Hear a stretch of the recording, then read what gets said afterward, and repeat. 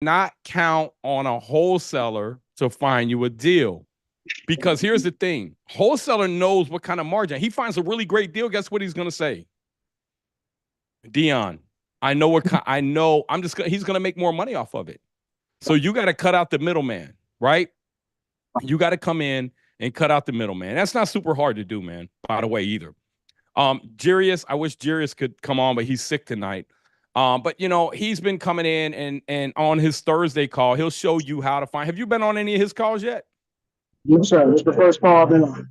Okay, so Jiries, my partner, he will actually come in and find you a deal and set an appointment.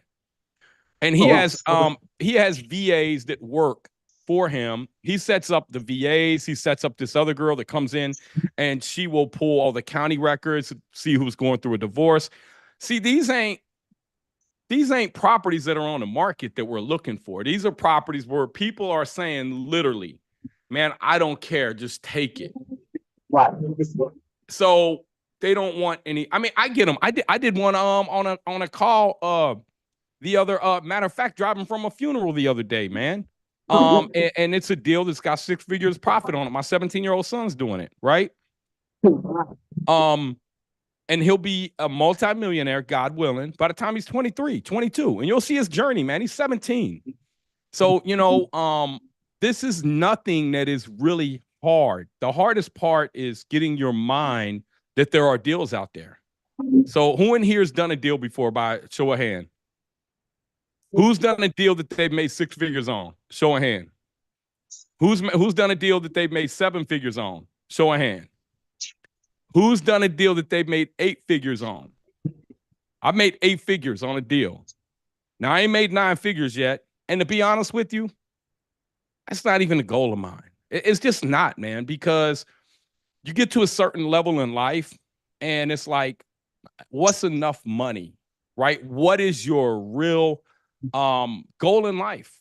Like, what do you really want out of life? And my goal in life is to get back to you guys and see you guys become wealthy, because that's the biggest win that I can have in my life. So at first I went through the same thing that most of you probably are going through. You know, I want to make sure that my kids are okay. And then, oh, I want to make sure my grandkids are okay. And then, oh, I want to set up this foundation and make sure that my great-great-grandkids are okay.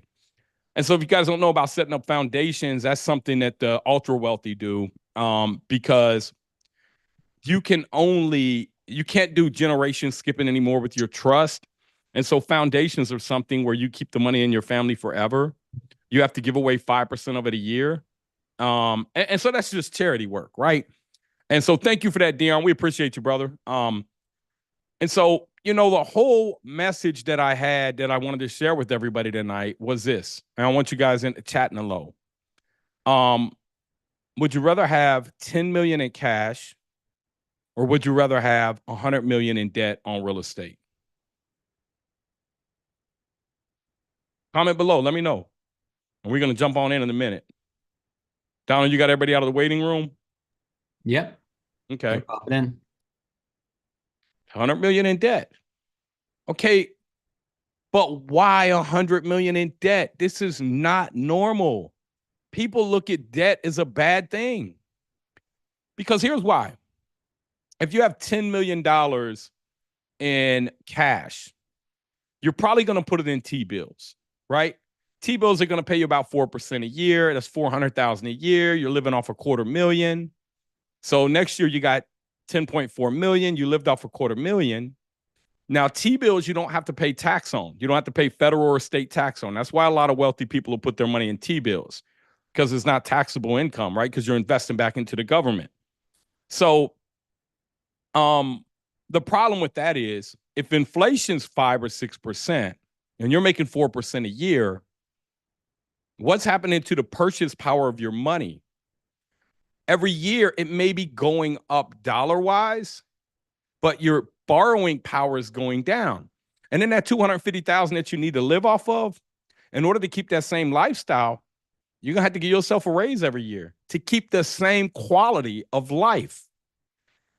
And so I did a post about good debt, and you know, there was a lot of people saying, oh, you can't tell people that if they're having financial problems that they don't have enough good debt.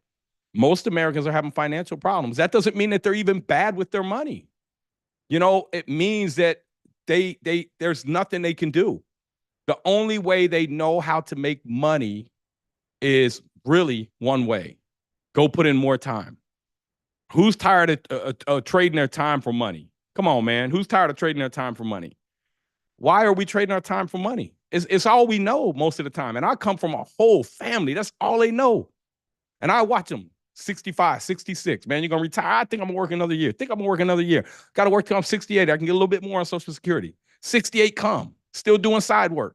70 come, still doing work. Why? Because they don't have enough money to live off of.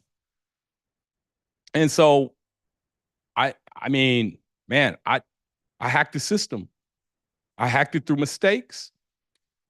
But I'm going to share with you guys what $100 million in debt looks like right here. So let me see here. I put this together. It's hopefully over my Chrome. So let me go over here and show you guys right here. Everybody familiar with this chart right here? You guys know what this is right here? Look at this here. So if you have more something out here, is it usually worth more or less? It's usually worth less. Look how much money we had in 2000, our M2 money supply. 4.8 trillion, right? Right now, we got 21 trillion, almost 21 trillion. This is paper money right here, everybody. Now look at this here. Look at our treasury dollars. We had 3.5 billion. Now look how much we got. 1.5 trillion.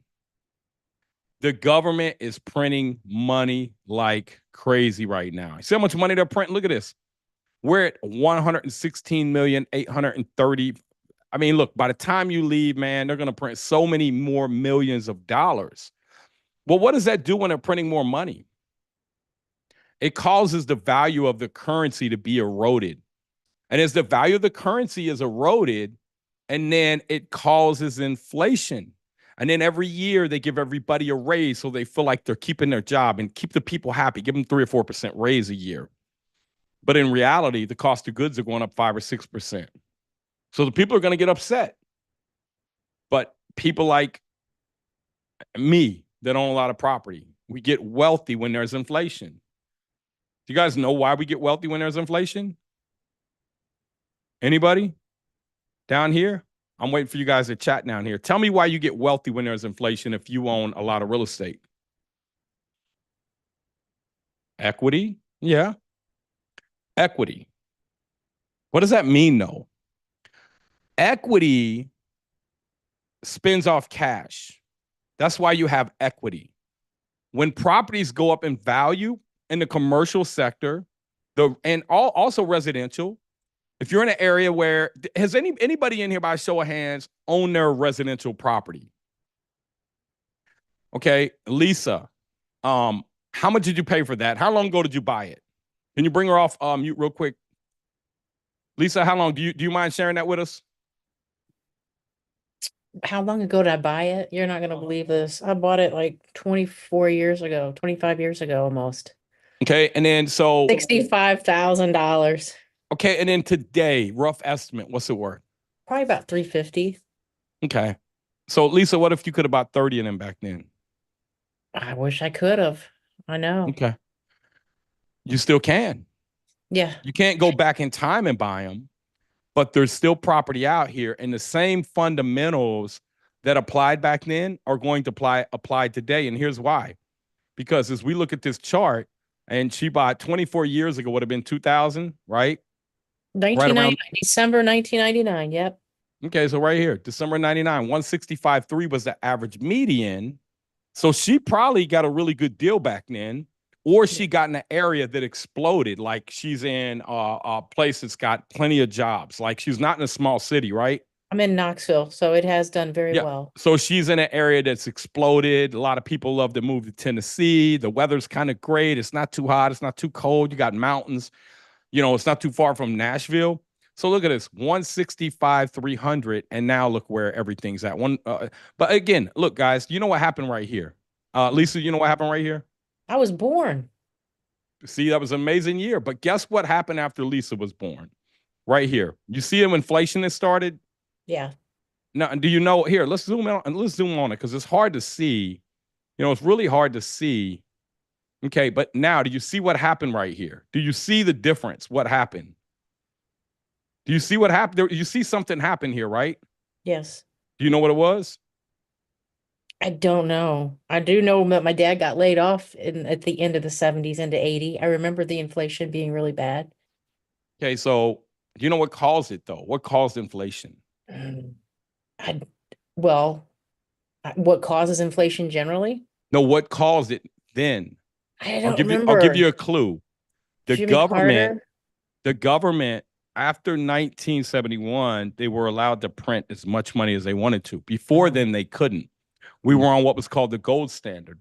So the Yeah. government could only print as much money as gold they had. If they wanted to print more money, they had to do a couple things. They had to like raise the value of gold and say, oh, gold's worth more an ounce.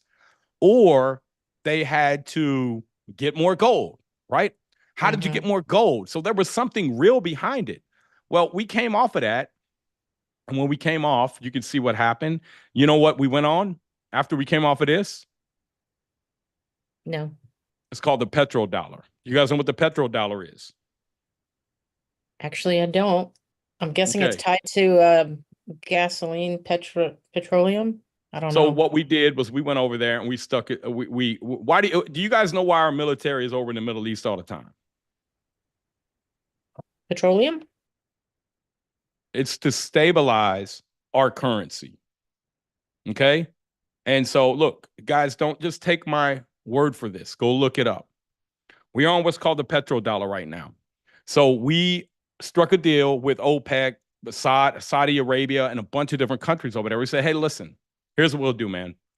We'll come in here. We'll protect you. We won't let anybody come in and destabilize and overthrow you. We'll use our military on two conditions. Number one, you sell oil to everybody in the world, but you only accept the US dollar to buy oil. It's called the petrodollar. So if Russia wants to buy oil, which they probably wouldn't, they got a lot of oil, but if they theoretically wanted to buy oil from OPEC, what do they have to do? They had to convert their currency into US dollars and buy it. Okay.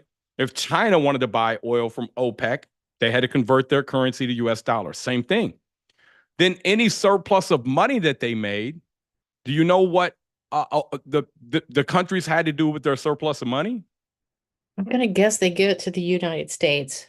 They don't give it to us. They loan it to us and they buy T-bills. Okay. Right? So what happens is we created all this demand, all this money coming in.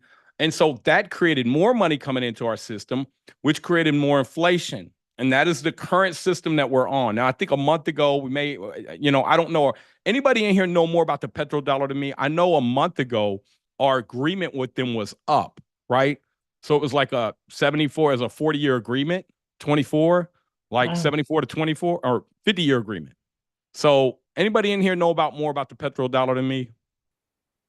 Let's see down here. Maybe not.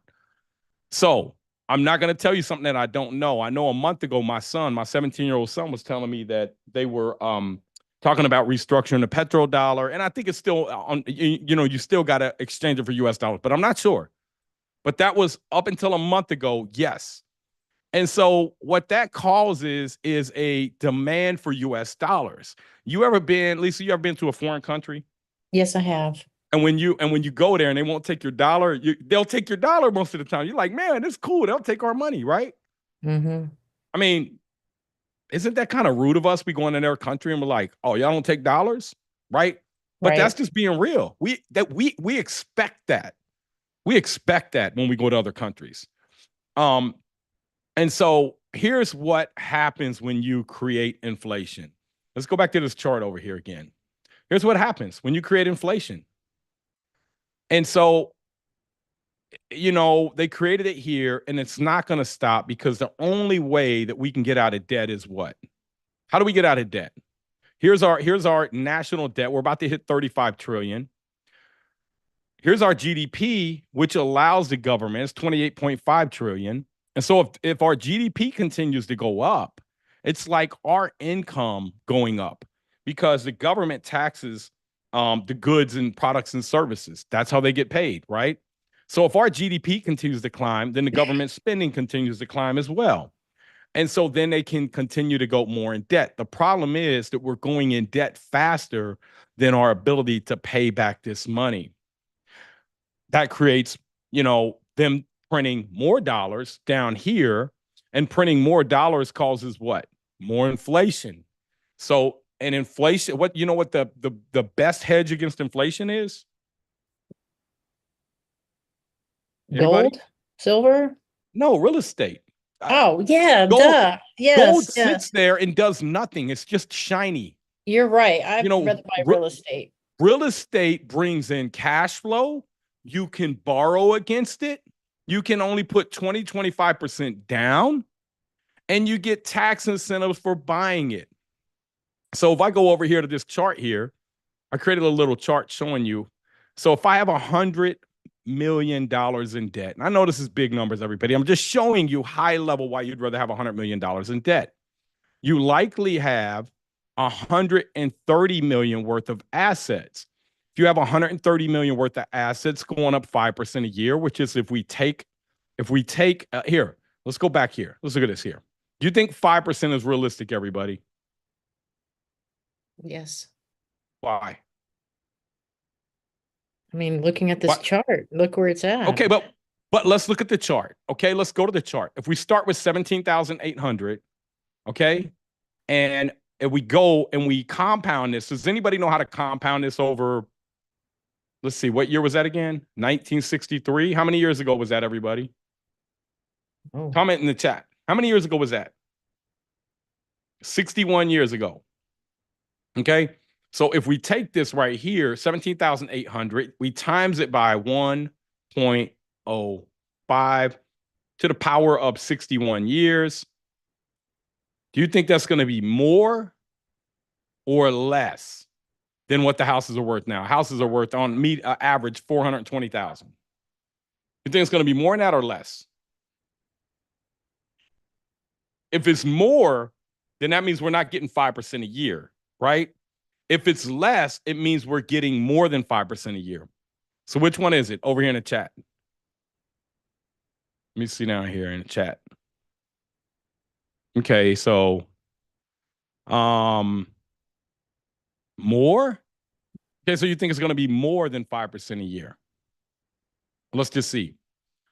Let me run back over here to our trusty calculator. And somebody on YouTube says less. Okay, it's going to be less. Okay, so let's see. A lot of people on Instagram are saying way more. It's 350,000, meaning that on average, we got more than 5% appreciation every year. Right? Because what is the median household value? It's 421. And over here, if we ran it, it's only 350. So to theoretically think that if you strategically buy in the right area, you can definitely, there's nothing definite. There's only probabilities. You can probably get a 5% return. So if you had 100 million in debt, you likely have at least $130 million worth of real estate. 130 million worth of real estate, bringing in, 8.5% a year. That's 8.5 million. That's 708,000 a month. That's a 1.15 debt service coverage ratio. So you probably got a little more than 130 million. But let's just assume you got $130 million in real estate. And we're assuming over here 6.25% interest rate, 30 years, 77% leverage on that 130 million. Okay. Now, I know you guys are saying, well, 6.25, maybe higher, maybe lower. When you're borrowing this type of money, you can get it a little cheaper. We're doing a loan right now. We're getting 5 years interest only for 5.3%. I know you guys are saying, oh, no, there's no way. Well, it's a bigger loan, and we're only going to 65% LTV. So when you go lower, they'll give you more. and it's a big loan. It's a 8-figure loan, not nine figures, but it's a 8-figure loan. And so if we come back over here and we look at the appreciation of this property, you see what this property is going up every year. So the person said they want the $10 million. Look at this. By year 5, this thing's worth $158 million. You made $28 million in your sleep. Let's say you go and you do a refi. I'm going to go do a refi year 5 because my value's increased 75%. My value increased. My cash flow also increases. See, rents go up. And so when you bought your house 24 years ago, do you know any idea of what houses were renting for in your area? She's still there? Did you mute her, Donald?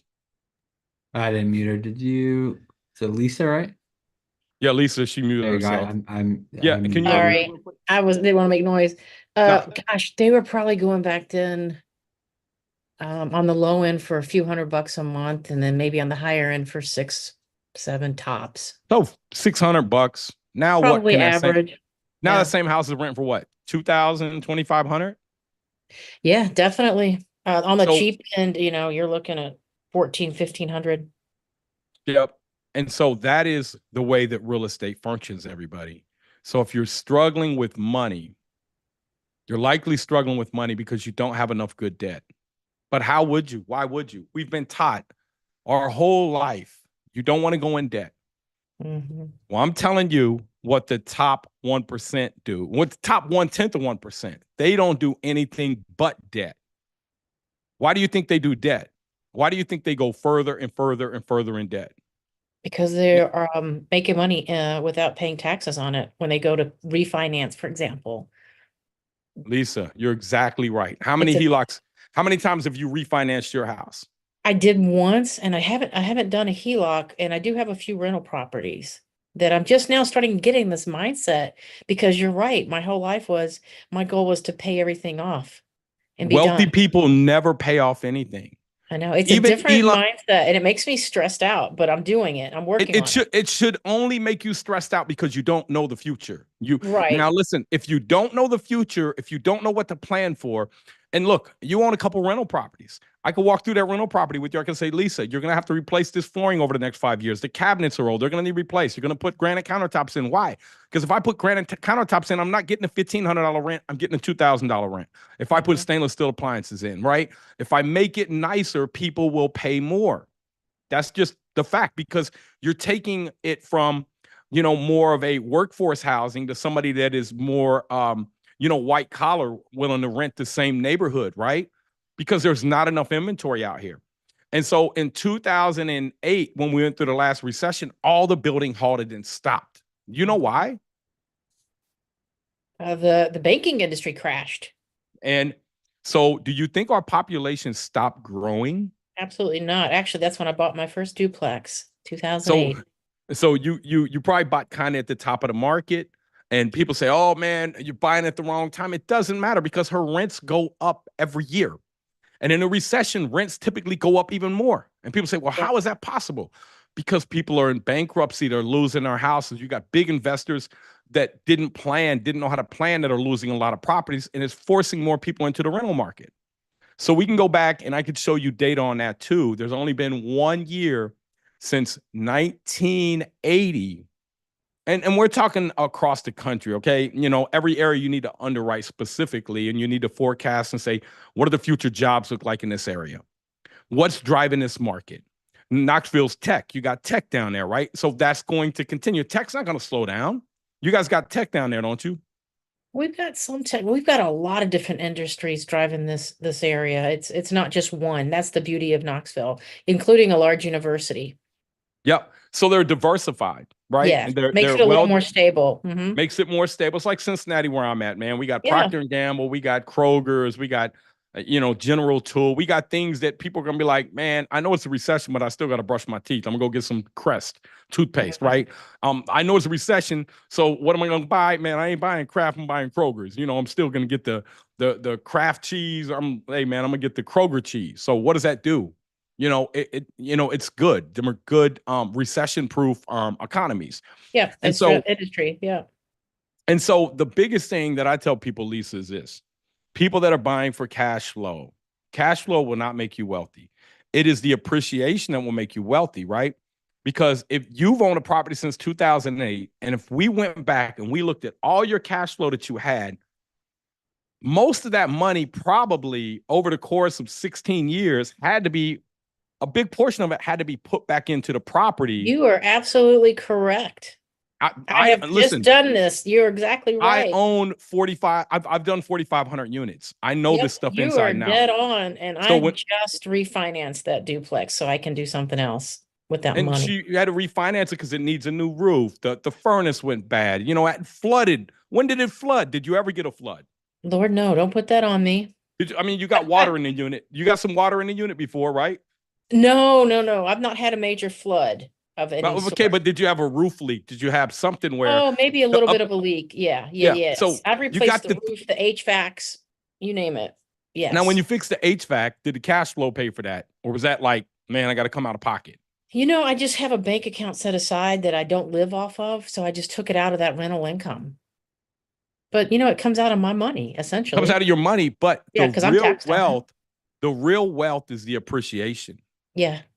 And so that's what I tell everybody. And I'm not telling you guys this because I got Nope, a you're property. right. I got a property we bought in 2019 for 17 million. And it's cash flowed about $100,000 a month ever since, which is about 6 million in cash flow. That's after debt. That's after everything. The problem is we've had to put about 5 million of that 6 million back into the properties to keep them up and running. So you guys say, well, dang, man, that doesn't sound, well, listen, the appraisal just came back at 45 million. I don't care about the $100,000 a month in cash flow.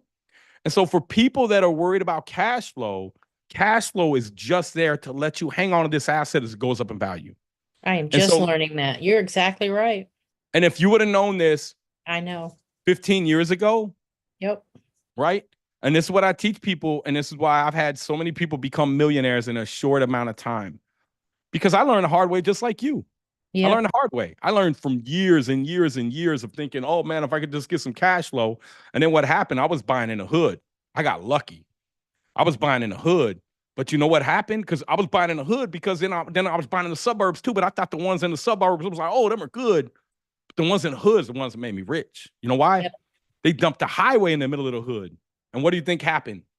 When they dumped that highway, boom, development exploded. Right? And right in the middle of Cincinnati, over there, Martin Luther King and I-71. Yeah, our And hood's been combed through several times where downtown is sprawling out and all that property now is expensive. and so when people say they can't find deals, first you got to know where to buy. And when the government comes in, like Cincinnati came in, we got a soccer team now. Man, they didn't come into my neighborhood and try to tear down my neyborhood that I live in and build a soccer team because the land's too expensive and we ain't gonna have it. You know where they go? Yep, They right go there in the into hood. they go into the hood. They like, because Yep, half we of it just they built already a own. baseball park. You're exactly right. They're working on that. And so half of the hood they already own because it's been run down for so long. And the rest of it they come in and they buy. So if you can buy ahead of that, people say, oh, it's a Whole Foods. Man, I ain't trying to buy around a Whole Foods. I'm trying to buy before Whole Foods gets there, right? I'm trying to buy, what's that, Save-A-Lot. Like Save-A-Lot is going to get turned into Whole Food. That's where I'm trying to be. But let me show you, because I put this chart together because I want to show you all something, man. This is numbers. Numbers don't lie. And like I said, man, I own a couple $100 million in real estate. And 11 years ago I was bankrupt. And so I learned the hard way. And people, somebody said the other day, like, man, I think I'm going to bankrupt. Oh my God, I got to start over. I said, dude, you're not starting over. You're starting with knowledge. And so look at this. What do you think we're going to do year 5 over here? I select year 5. I'm going to come and refinance it at 75%. Let's say I got a 6% interest rate, 30 years. Look at this. I'm going to borrow 118, but if I go over here and see what I owe, remember I owed 100 million, month 60, I only owe 93.5. So who's been paying this loan off for me? Who's paying the loan off? You're a renter. Renter, right? And so it's unfortunate. And, so now we got this big thing where the renter feels like the landlord is evil. So I'm here to level the playing field, man. I've been doing all these videos on Instagram. I've been showing people where these grants are at. There's a grant for $100,000 in New York City for somebody to buy their first property. That's $100,000 free. They're all over the country. If you're in the state of Florida, 35,000 any city. If you're in Chicago, I found one for 25 grand. Dallas, there's one for $60,000. So where's my guy at from Dallas? He's still on here? So look at this. Year 5, you'll 93.95, but the property is worth 158. You're going to go and borrow 75% of that, which is 118. You're going to pay off your loan balance. You're going to get a new loan for 118. Why? Because the problem is, since your cash flow started going up from 8 to 8.5 to 8.9 to 9.3 to 9.8, now you're getting in one of these spots where, man, I'm going to have to pay taxes. We don't like to pay taxes. So what do? You go over here and you take, instead of paying 7.38 million a year on your mortgage, you're going to be paying 8.5. So now you got an extra $700,000 write-off. If that's all interest, you don't get the write-off principal reduction, but you got about an extra $700,000 a year that you're going to be able to take as a write-off just by pulling out $25 million. And so if you pull out $25 million, let me show you what you're going to do with it. You're going to go buy another property for $100 million. Your basis is going to be $90 million. Lisa, you know what this is, right? You're going to take that $90 million divided by 27 and a half years. It's going to give you $3.2 million write-off. This is called depreciation, straight line depreciation, every year for the next 27 and a half years. Now, when you go to sell the property, unless you do a 1031, you will have to recapture this. But there's ways to get around that. If you got this much money, you got attorneys working for you, you've already got all this planned out. So you bought $100 million, you put the $25 million down, you finance $75 million. The property's cash flow, let's say 8% a year, which is $8 million. Your debt payment on $75 million is $4.5 million. You're netting $3.5 million. You're getting $3.2 million in depreciation. You're only paying taxes. You're making $3.5 million. You're only paying taxes on $228,000, right? That's the game right there. That's why wealthy people get more debt over and over and over, because they understand this. And now, year 6, let's see what you got. You got a $165 million property. That's the first property, plus a $100 million property. Now, now them properties are worth 265. In 5 years, they're going to be worth 339. You're going to do the same thing over and over. It's the same thing, Lisa. It's just on a bigger scale. This is why the wealthy get wealthy, because they know this. And what keeps the average American from doing this is what? Number 1 is knowledge. Number 2, it's fear. What does fear stand for? Fear is an indicator of what is ahead that you don't know. So learning now, Lisa's been doing real estate for a long time, and she said, you know what? I know about how much money I'm going to need to set aside in reserves. I know that hot water tank's going to bust. I know that furnace is, maybe the furnace I can keep going, but that AC unit's going to go out. I know that tenant's going to tear up the floor and they're going to get repainted. Maybe I get a judgment against them. Like, have you ever had to get a judgment? You're on mute again. Yeah, she nodded. Yeah, she said. So, I mean, this is it. Why isn't everybody doing this right here? Right? Because we don't have the knowledge, we don't have the skills, and we don't know what the unknown is. We don't know how to underwrite to the bank. So fear, like Pedro said. So let me show you what I put together. I put this whole spreadsheet together here. Hey, Nate, JC on YouTube says you make it sound like buying properties and rent them out is easy, especially nowadays. You're looking at a $4,000 a month mortgage. What would you say to JC? I mean, JC, like, I'm not here to tell you, like, here's your option. Work until you're 65 or 70 and stay broke, or learn this stuff and make money. So I mean, you're saying that make it sound easy. Like, man, I'm not telling you that this is hard. I'm not going to tell you it's easy. I'm going to tell you it's just something that you do. And, what's the saying the other day? It's like, look, man, Don't wish that it was easier, wish that you were better. What does that mean? I'm not saying that to be arrogant, but what I'm telling you is this. In this country, we've become way too dependent on our government and waiting for our government to do something. And the government, if you're waiting on them to do something, man, they're trying to just control you. And I don't want to be controlled. And here's what I would tell you guys, man. It's all relative to what you've been through in life. So for me, I went to prison at a young age for selling drugs. So for me, this stuff wasn't hard. Even when I went bankrupt, that wasn't hard because I was comparing it to prison, for people that have been to the military.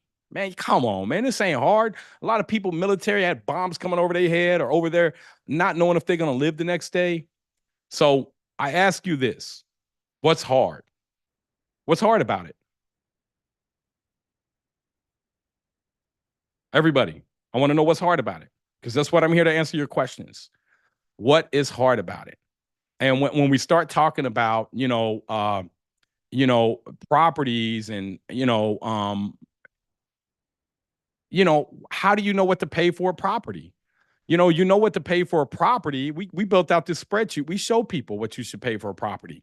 It has to hit debt service coverage ratio. If it doesn't hit the debt service coverage ratio, then you have to offer less. But in order to do that, you got to know how to find your own deals. How do you find your own deals? Look, we cover this here, man. And you can go over here to, you can go to my website, natebarger.com. Let me just take you over here real quick.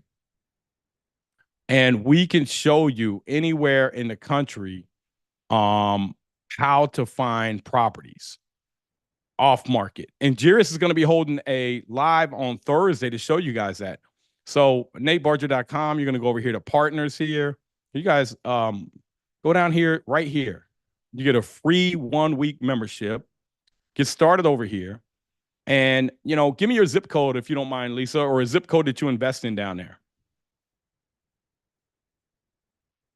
Or is the guy from Dion still on here from Dallas? Somebody throw me a zip code out, man. I'm going to show you guys something real quick. Somebody throw me a zip code out. 60637. Is that Lisa? Did she put that out? No. Or Dion? Lisa's is 37922. 37922. Now, let me show you this here. 37922. And look at this here. We're going to come right over here. And what we're going to do is we're going to go in here and you see we're going to go into our quick filters here.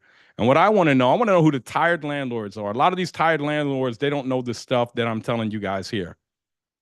Okay, so where are the tired landlords? All of them in white are tired landlords, right? So when you come through here, you say, what? You know what? Who's tax delinquent? You know what? Let me find out who's tax delinquent and a tired landlord. Let me scroll in here some, get a little bit, and look at this. That's $1 million house. They're behind on their taxes though. So, but we're not going to mess with them. We want something that is burrable. Like maybe this neighborhood over here is more burrable here. No, maybe not, man. You live in some rich people over there. Lisa, you've done well. So let's go maybe over here towards the city a little more. This looks like an industrial. Man, these are some big dollar buildings over here. Okay, here goes one. I mean, look at this, man. That's expensive there, right? So let's see here. This is likely the owner. If I hit this button here, we'll call him. It will give me a script. They're a senior owner, high equity, and off market. So they have $213,000 equity, that $123,000 loan they took out in 2016. These are the type of people that you want to call and reach out to. You may call them. They may say, hey, man, look, the property's in bad shape. Just come by here and give me an offer on it. I mean, I've had people tell me that. Like, they don't know it's worth $350, and it's probably not worth $350 in the condition it's in. But you can force the value. Let's say you go over there, they owe $100,000 on the property. They say, hey, look, man, I want $130,000. I just need $30,000. I'm moving out of this place. You get them like that all the time. But you're not going to probably call one person to get it. You're not going to call two. You're not going to call three. There's something you got to be committed to. So when you say it's hard, it's like going to the gym and getting a six-pack. Is a six-pack really hard to get, or do you just got to be dedicated, right? Well, I can't answer that question because unfortunately for me, I don't have a six pack. But what I'm telling you is this. If I was committed enough, I could probably get one in 14, 15 months. So are you committed to go out here and become wealthy, or are you committed to work the rest of your life? That's what it comes down to. Are you willing to put the work in? Because if you're looking for easy, man, I could tell people all the time, go get a job at McDonald's. That's easy, right? That's easy. But if you want something that's going to give you more in life, then you got to be willing to give more. And trust me, your first one will be harder than your second, won't it, Lisa? And then Lisa, now she's been doing this long enough where she can go buy, but she's probably thinking about listening to people saying, oh, you should pay your debt off. You should pay it off. Like, nah, man, you should expand. You should expand because 2 properties isn't enough to retire on. But if she can get 20 or 30 of them, now she'll start to have enough cash flow and appreciation. 30 properties is likely $6-7 million. $7 million going up 5% a year is $350,000 a year. On top of that, she's probably got another $150,000 in cash flow, $50,000 in principal reduction. She's making $500,000 a year. And as that equity goes up, she can go pull some of that out and live off of it. Lisa wants to go travel the world. Guess what? She ain't got to work to do that. Them properties working right now. Her properties are out there working. Imagine that. 24 hours around the clock. They don't take Christmas off. They don't take New Year's off. None of that. Right? That's how wealth is built. And so for people that say, hey, man, I'd rather have 10 million cash is a depreciating asset. And you got, and so your buying power, if you could imagine what Lisa she went and borrowed $65,000 for a property. 65,000 back then had buying power, right? And she locked it in. She said, I'm going to pay you back 65,000 over the next 30 years. Come on, man. That property is now worth $300-something thousand. That's how you get wealthy. You do it over and over. Donald, man, and let me know some questions we got over here. Yeah, Noah in the Zoom chat says, do you recommend flipping a few houses before getting into rentals in order to get some cash under your belt? That's not a bad idea. Because there's a couple ways that you can get cash, right? And I tell people, man, if you got 50,000, I can show you how to turn that into a couple million in 5 years. Like really, literally, I have a step-by-step to show you how to do that. But you got to be very methodical. You got to know what you're doing. You got to know what area you're buying in. You got to know how to control your construction cost. And so that's what, I mentor a lot of people, and that's what I show them. Like, how much is a window? If you don't know how much a window is, how are you going to bid out a property? How are you going to know how much to pay? If you don't know what you're paying for a square roofing, if you don't know how much a square of, granite countertops are 25 inches out. So you take whatever, let's say you got 120 by 25, divide that by 144. That's going to tell you how many square feet that is. That's a galley kitchen, 8 foot, And so you got to know your numbers. How much is a cabinet? So, because the contractors are going to come in and tell you a cabinet is $600-700, but in reality, you can buy nice, solid cabinets, plywood boxes with wood fronts. These are good rental property. You're not going to put them in a $2 million home, but you can buy them for about $220 on average because the uppers are going to be a little cheaper. The sink base may be, $290. And then our install about $50, $60, $70, and that's going to take care of your labor because you're going to have about 16 cabinets, 12 to 16 cabinets in average rental. So let's just say 15 times $50, that's $750, right? A guy, two guys can put in a kitchen all day in a day, right? And if they can't, then they really don't know what they're doing. So when we're running guys, usually I got a group of guys. If I need a lot of them, they'll travel, they'll bring 6 or 8 or 10 guys. The guy that owns the company will charge me $250 per day per guy. Like I buy hotels, Marriott, Hilton, IHG hotels. I use them on projects like that. Or a large apartment complex, same thing. You got to know your numbers. That is the secret. Because retail pricing, if you're paying retail pricing, you'll never make it in this game. Like, so when Lisa had to replace her AC unit, she probably had to be a little bit resourceful because you call a first company and they want $6,000, $7,000, $8,000, right? Why? Because they got to pay for their truck. They got to pay for that sales call. They got to pay for their advertising. They got to pay for their salesmen. They got to pay for their office. Like, I just want the subcontractor that they're using. I don't want all that overhead. That's how you're able to save 50 or 60%. on construction costs. And that's when I hear people say they can't find any deals. I ask them, and Dion, if you're still on here, Dion, how much is flooring? If you don't know how much flooring is, if you don't know how much paint is, if you don't know how much it costs to do a property, how could you say there's a deal, there's not a deal? Because you don't know how to price the deal out. We're not looking for normal deals where you got to lock your money up. We're looking for BRRRR deals like with Donald and me. BRRRR. Why? Because doing a BRRRR, you can use one down payment to scale and buy properties over and over. The key to doing a BRRRR is that, yeah, you're going to lock your money up for 3, 6 months, 9 months. You're going to refinance out of that and get your cash back and do another property. It's you want to stack assets, right? Stacking assets on top of assets on top of assets. Each one of them, you're walking away with 20 or 25% equity in. And those properties are going up. You know, a $200,000 property that goes up 5.5% a year is worth $261,000 in 5 years. And if you're buying that, then the rent is going to go up too. But if you're buying a stagnant area, the rent may not go up. And the rent is going to diminish because expenses will go up. I don't care if you're in a good area or bad area. Home Depot doesn't care that you bought in the wrong area. They're going to charge you the same for the van. And you can't go in there and say, hey, man, I bought in a really bad zip code. I need a discount. They were like, I don't even know how to do that. Right? What other questions you got, Donald? Yeah, Whitney's asking in the Zoom, she says, all 4 of her properties are at a sub 4% interest rates. I've been advised to never refi those. What would Nate say about pulling money out of those? Or could you do a portfolio loan with only 3 rentals? Well, first thing is, Whitney, is she in here right now? Yeah, she is. Okay, No where you at, video, Whitney? though. Ask the question without video on, Whitney. Man. No, hey, listen. Thumbs up, though. We got your thumbs up. I mean, look, Whitney. I mean, hey, what's up, Whitney? So who's giving you this advice? Here, I'll mute you, Whitney. Yeah, so I have a friend here. So we're in a high cost of living area. We're in northern Colorado.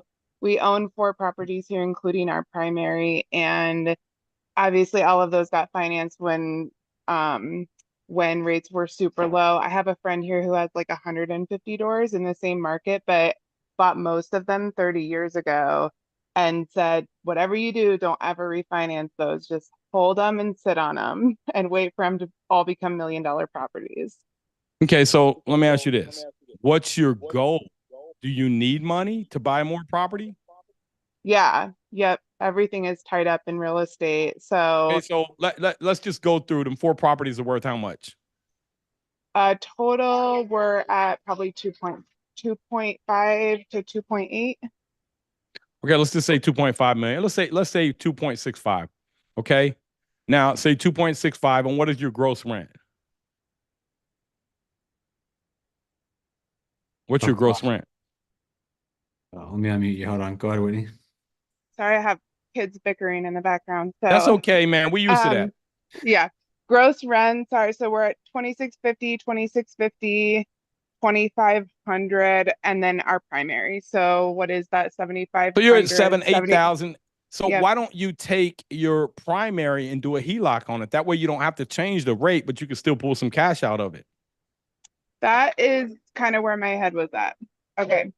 And another thing you can do, Whitney, too, is do you have any business credit? Hey, what's up, buddy? How you doing? Hey, do you want to say hi? Hey. Oh, honey, So, it's okay, baby. Yeah, so okay. Whitney, that's who you're doing this for right here, right? Your kids. And so when a lot of times when we say, man, I can't do it, it's too hard. It's like, what are you doing it for? Because if you don't do it, your kids are going to have to do it. So let's just say you were to go pull out 75%, 1.9875, and it's not going to work. You're not going to work. Let's say you get a 6% interest rate, but it looks like a 7.2. You're not going to have enough to cover debt. And here's why. Yeah. You're only bringing in so how much do you owe on the properties right now? Our primary, we've got about 100,000 in equity in it. Well, actually, probably have more than that. We owe 690 on it. It's probably worth 850. The other properties are a little bit lower. They're like in the 5 to 600 range, and we owe like between 3 and 4 on each of those. So we've got Okay. a few 100,000 in equity. So you got a few hundred in each one. Yeah. So I would have to agree Yeah. with your friend. It's going to be hard to tap that. But it sounds Yeah. like it's hard to tap that just because your rents are so far off on the values over there in Colorado. Yeah. And so I would agree with them. It mathematically doesn't work, but you So can. the other thing I've been considering is pulling some equity and buying in a lower cost of living area. Like I'm from Eastern Nebraska, where you can still buy houses in the sub 200 range. Okay, so let's go look at that here because you don't want to just go buy. Can you get hold on, let me log in here. Let me log in. Hold on, y'all. Let me log into my CoStar account. Do you Can you look up like 68510 is a zip code I'm looking at lately. Yep. 884 Mommy, 887. So what you want to look at is you don't want to buy somewhere that is not a market that is likely to appreciate.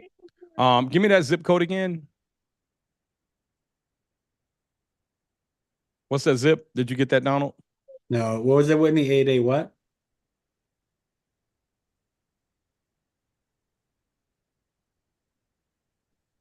Whitney? Okay, we're just gonna type in Nebraska. Oh, yep.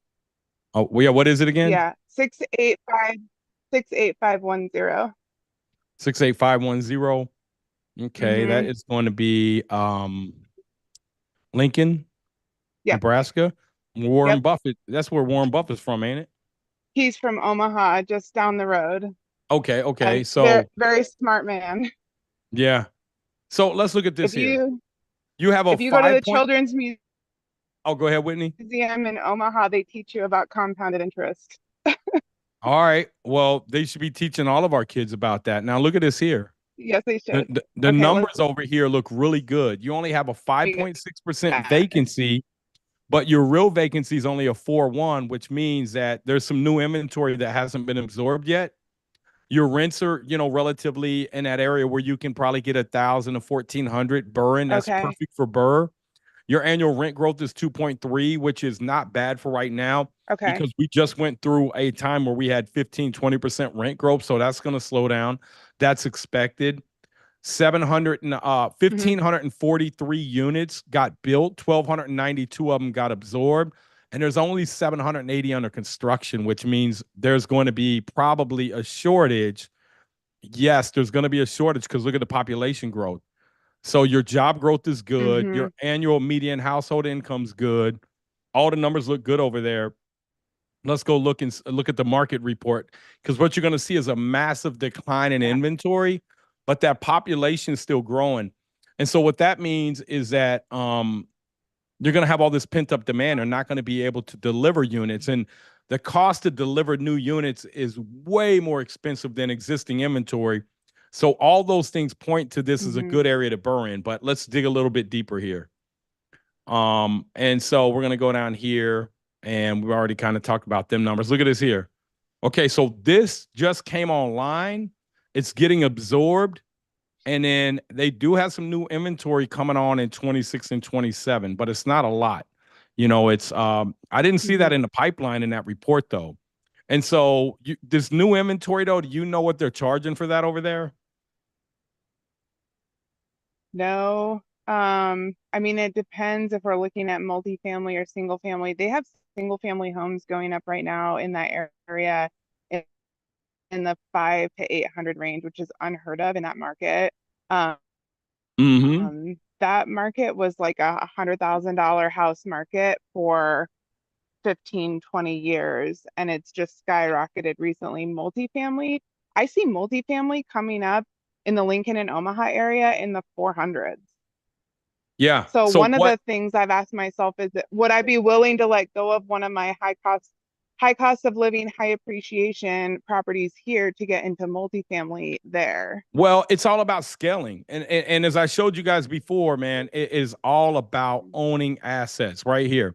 So look, you own 100 million in assets. They're worth 130. They're going up 5% a year. You're making 6 million in your sleep.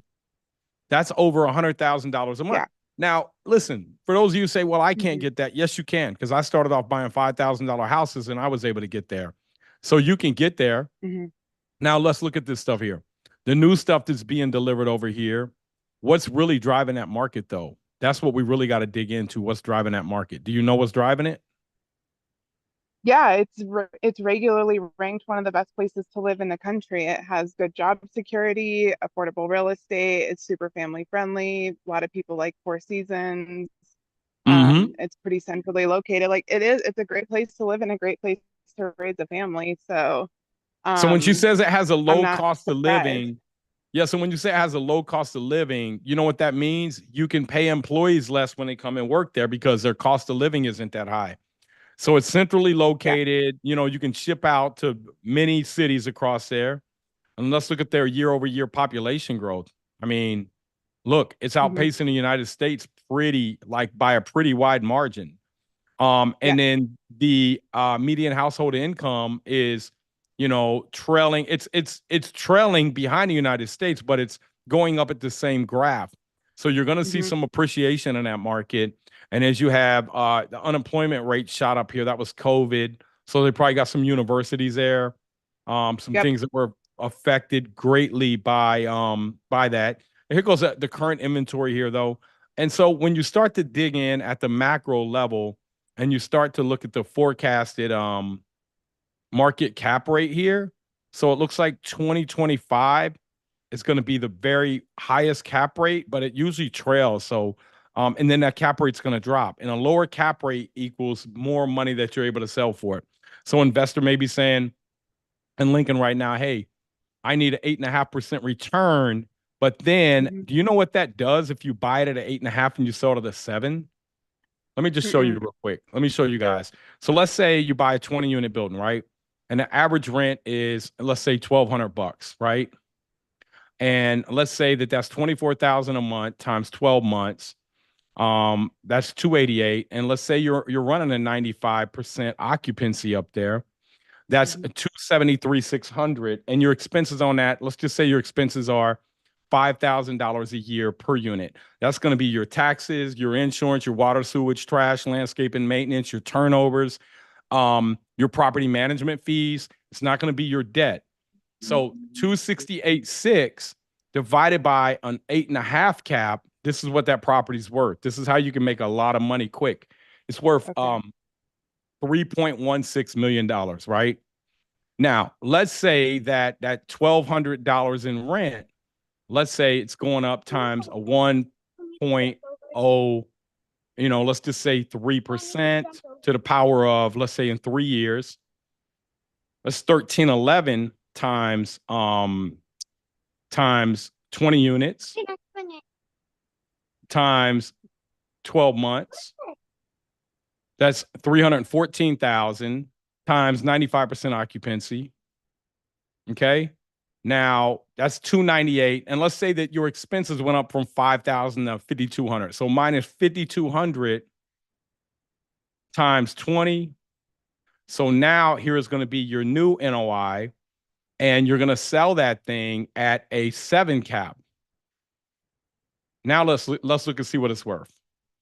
Right? How much was it before? Was it 2.1?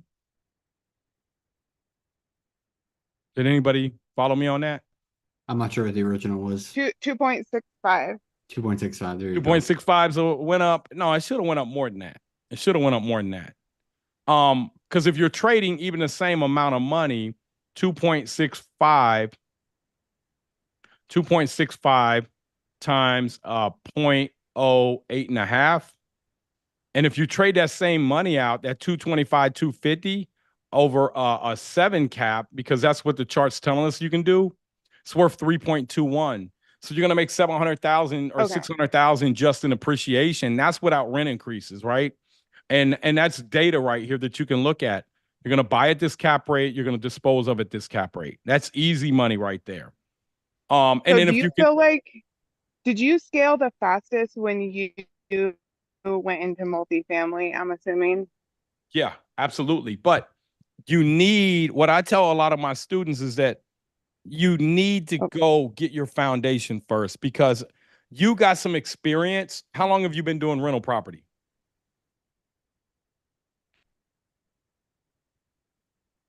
I'm sorry, we can't hear you. oh, I'm so sorry.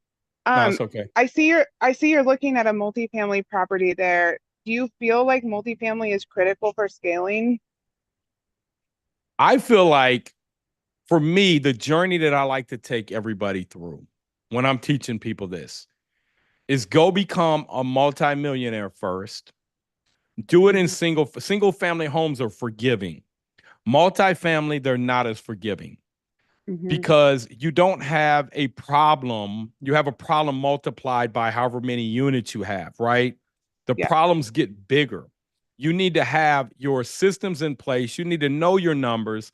I have a 5-year plan that I could show anybody how to become a millionaire in 5 years. So what I like to show people is go become a multimillionaire, get your $12,000 to $15,000 a month in passive income, and then let's talk about growing and going bigger. But Yeah. it depends on your background. Like, what is your background? Have you done a lot of property management? Like, what are your strengths? Are you in banking? Do you really understand this stuff? And if Are you so, asking then me personally or is that rhetorical? no, no, no. I mean, kind of both. But what skill? If you're asking me personally, I have a background in international manufacturing and project management. So, I mean, you got a skill set that overlaps in the properties because really, all you're doing when you're doing that is you're coming up with solutions day after day after day after day. You're getting things back from the factory and it's not a good fit, and then you got to come up with a solution, right? Yeah. So you're Hmm. already in the mindset of solution thinking, right? A lot of people aren't. They see a problem and they get overwhelmed with it, right? And Hmm. so I can't make that decision for you. Only you and your husband can make that decision.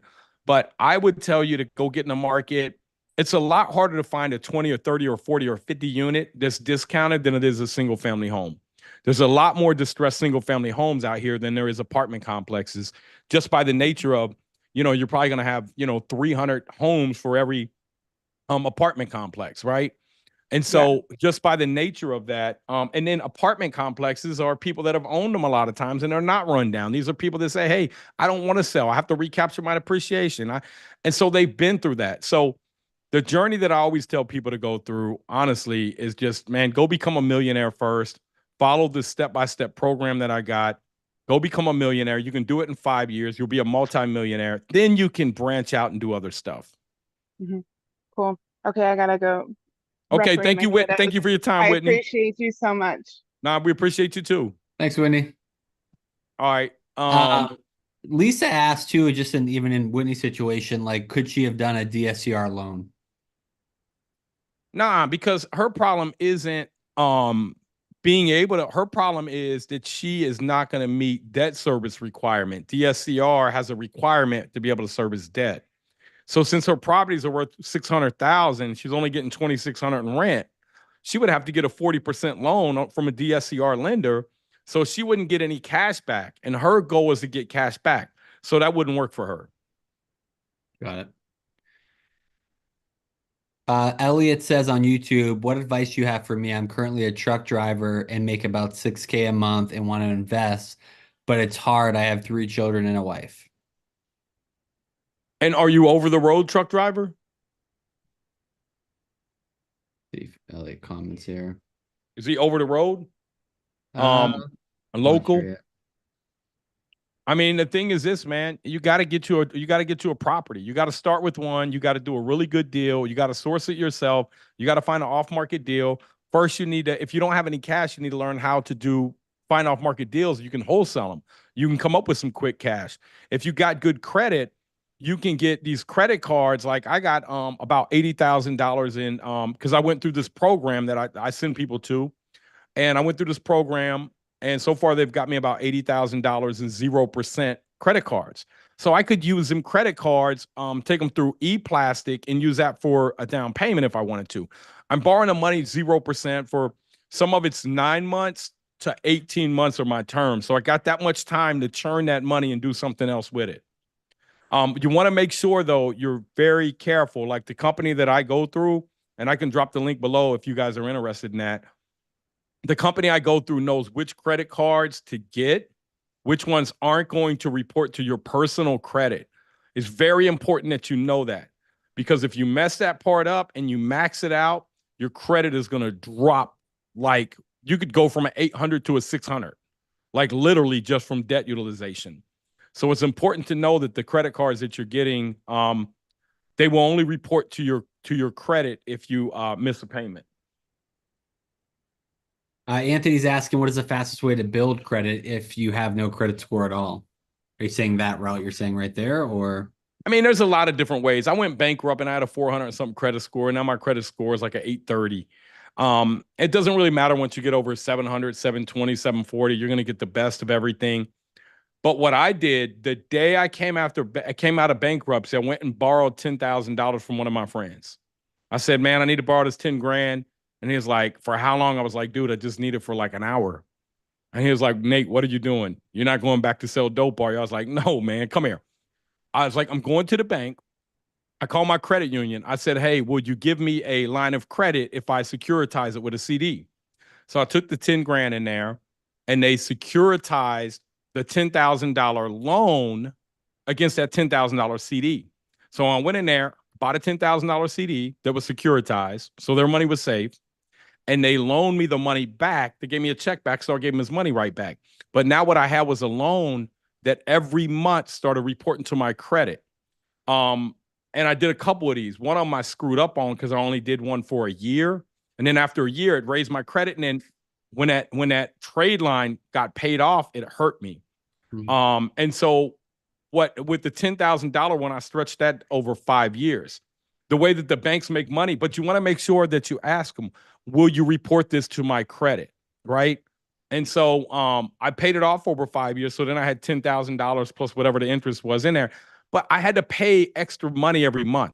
So it was like the bank was making 150 bips off of it. If you guys know what bips are, that's like basis points, 1.5% or 2%. So they were making something off of it every month, but they were doing me a service. I also went and got First Progress. I went and got put $2,000 into a credit card. And I still got that credit card to the day. I think it's out in my car somewhere. I don't use it, but I have all that credit history on there. And so you can piggyback off other people's credit. You can hire somebody to help you fix your credit. Credit's not that big of a deal. When I was bankrupt, coming out of bankruptcy, I had a 400 something credit score. My tax returns were negative. I think they were like negative 359,000 and negative 329,000 my 2 trailing years because I had all these losses. And I didn't have any money. But what I did have was knowledge. And so what I was able to do was put deals together and go find people to put the money up. And I was able to take equity in those deals. So if you're knowledgeable, you can still get deals done because all you need is somebody that has credit, somebody that has money, somebody that has tax returns. Right. So never think about what you don't have, but you cannot take somebody's money if you don't know what you're doing. So I've created a lot of videos to show you guys a lot of the stuff that you're maybe overthinking, you don't know. And so if you guys are interested at all in some, some videos, man, just say, tell me what you're struggling with below. Donald, if they tell us what they're struggling with, what they need to learn about, can you drop them some videos, video links below? Yep. And those are free videos for our community and Nate's followers too, that we can drop there. Aziz on Instagram says, would you take a loan to fix an abandoned house? That's all I do, brother. I don't want no house in good shape, but the numbers have to work. What is the property going to be worth in the end? If it's worth 250, I know I want to be in the max 75%. So that means that I'm only going to be able to borrow out 187,500. I got to be able to hit a 1.2 debt service coverage ratio. So I'm going to have to bring in probably about $2,200 a month in rent. So if those numbers work and check out, now I got to look at my maximum 187.5. Let's say renovations 80,000. My maximum on that property, the math is going to tell me about 108, but I'm going to come in at 80 because it's a lot of work. And I need a buffer in there. I need a contingency. Something's going to go wrong. I don't want to be running tight. And for those of you who say, well, they will never take 80,000, we'll move on to the next deal.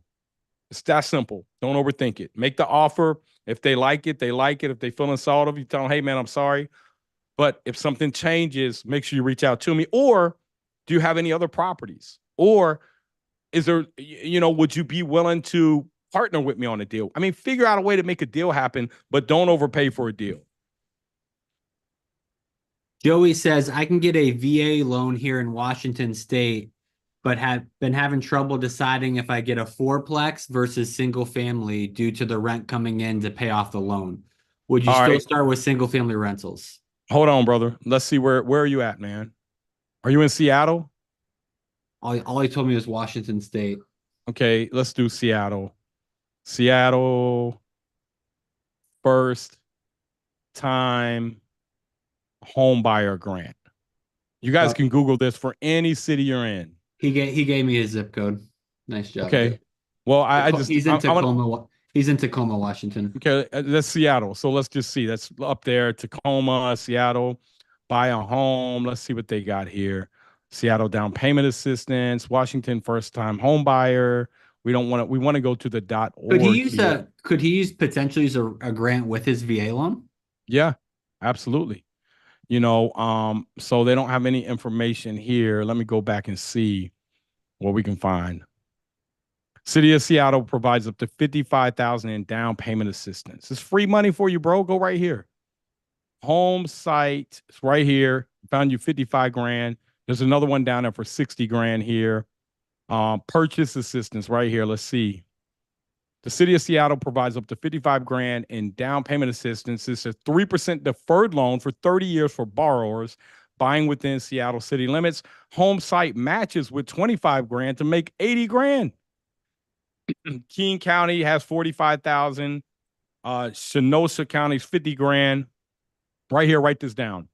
Homesitewa.org. Just go in there, brother. There's free money all over the country. It's everywhere, man. I found one out there for LA too. I got to do this LA one. It was like I think 100 grand out in LA or 50 grand. But I got videos over there on my Instagram where I do these videos every couple of days and show people where this free money's at. It's all over the country, man. I mean, so what are your thoughts on the fourplex versus like a single family house? I mean, if the deal's right and he could house hack, live in one unit and rent the other three out, what are your thoughts on that?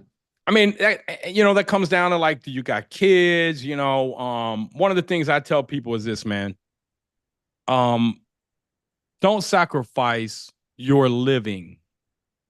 Learn how to make more money. Don't try to save $5 on a cup of coffee. It's only $1,500, $1,600, $1,700 a year. It's so much easier to go make 10 or 20,000 than to penny pinch yourself. Because when you start to penny pinch, then you're living in scarcity. Now, I'm not telling you not to be responsible with your money, but it depends. Do you want your kids living in an apartment? Do you got kids? Are you okay with them living conditions? But the main thing is this: buy a deal. Just get a good deal. It doesn't matter if it's a single family home or four family. Make sure it's a killer deal, something where you could maybe even mix a 203K loan. And we're not going to get into too much of what that is, but that's a renovation loan that you can use to fix the property up and force the value. Buy a single family home. Use this as a down payment. Get one where you can do, maybe an ADU. Are you guys familiar with what an ADU is? They're popular out on the West Coast and East Coast. Basically, you can build another property on your property. In Seattle, I think they call them something else, but they're ADUs, additional dwelling units. Then you can rent that out. And usually if you build them, like we got somebody in our private community, she's an attorney, but I've been mentoring her for a couple years. And her first deal she did was her single family home that she owned, and she put a ADU in the back. She finished it out. She's an attorney. And I don't know if Fong is in here tonight, but she built this thing out, and she built it for 190 grand. And I think it added about 350 or 400,000 in value. Then she rented it out for, I don't know, $3,000 a month. Right. So I don't want to hear I'm in here and I can't do a deal. Like, deals are everywhere. They're really everywhere. It comes down to strategy. Donald, what other questions we got, y'all? Yeah, Raymond, I just dropped Nate's Instagram video on the Houston grant that he just did a few days ago. Sean says, I have over 700K in equity, but I'm scared to sell. I don't want to be homeless and I have kids that are deeply rooted in this community. How can I be creative? I want to be financially stable. I'm tired of working a 9 to 5, LOL. I mean, it's the same thing as the Burr. Buy, renovate, rent, refinance, repeat. You guys got to really, this is now for somebody earlier said it's hard. It's not hard. You just have to know how to navigate all the different facets of it. And you're either going to learn quick or you're going to learn over time. I got free videos that you can learn from. I mentor people. I can help you in about 90 days, fast forward you literally 10, 15, 20 years. We have accountability coaches that'll hold your hand through the process. We have an amazing community. We got over 40 city groups across the country. We got one down there in Nashville, not too far from you, Lisa. And, you know, these are people that are investors that have the same goal and dream as you guys. We have group me chats all over the country where you can go in there and say, hey, need a painter, got vendor list. Hey, I need an investor friendly title company. What does that mean? Right.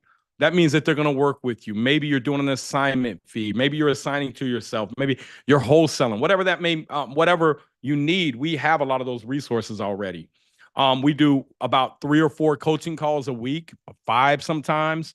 Like I did one on HVAC today. I just jumped in there because people were having HVAC problems and told them about what's called a hard start. Lisa, have you ever had to use a hard start? Do you know what a hard start is? So a lot of times they'll come out and they'll say, hey man, your compressor's shot. And so it may be, but a lot of times they start to drag and you can put this thing on. It's about $8 or $9 is what they cost. My guy will come and install it, everything for $50. And what it is it's a thing that holds power. So when you go to start up, it puts more power into the motor. So if it's dragging, it'll give it that boost it needs to start. And you know, maybe you might want to replace it later on during the year. Maybe I've had them things last 7, 8, 10 years, still going. So look up what a hard start is. I don't know if that's the technical name, but if you Google hard start, a lot of times it's knowing when you're managing an asset, how to also manage your money and how to get around spending all your money on things that can be fixed or maintenance. Because if an HVAC guy comes out most of the time, he's going to say, hey, man, this thing's 20 years old. You need a new one.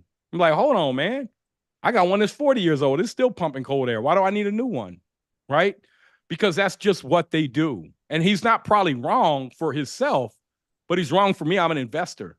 You know, I got a couple thousand units, man. I can't be doing that all the time. I might have to put some hard starts in there. I do 20 of them a year. You know, 20 of them a year. I just saved, you know, it cost me about $3,000, $3,500 to put HVAC unit. That's $70,000.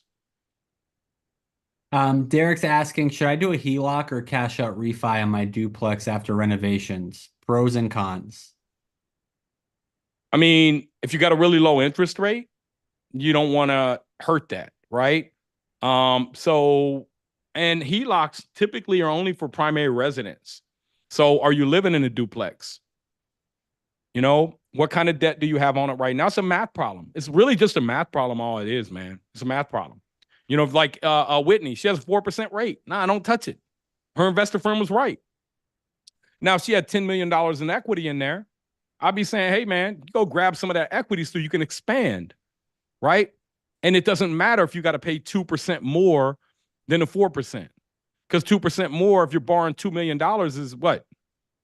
That's $40,000 a year. But if you're going to give me $2 million to go buy $8 million worth of real estate, and I'm going to make on my $2 million, I'm going to make let's say 8%. That's an extra $160,000, right? A year that I'm going to make.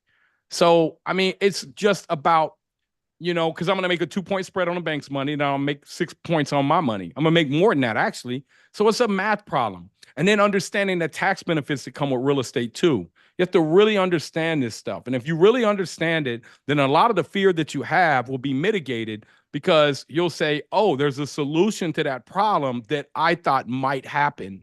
And here's what it is. And you know about it ahead of time. And so what do you do if you know about something ahead of time? When they say road closed ahead, what do you do?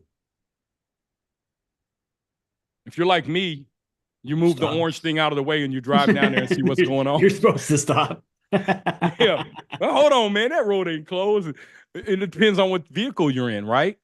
And so, but when you see danger ahead, what do?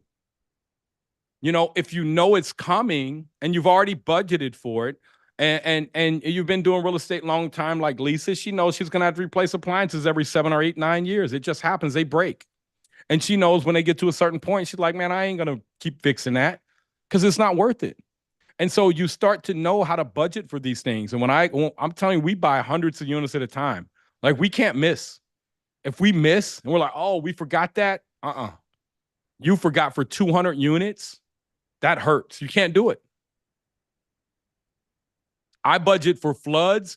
I budget for landslides. When I see that stuff, a landslide could happen, and I've had them happen. And I've sold buildings off because they were in an area. I bought one. It was an 84 unit. Actually, I did a video on it in here. I wish you could find that, Donald.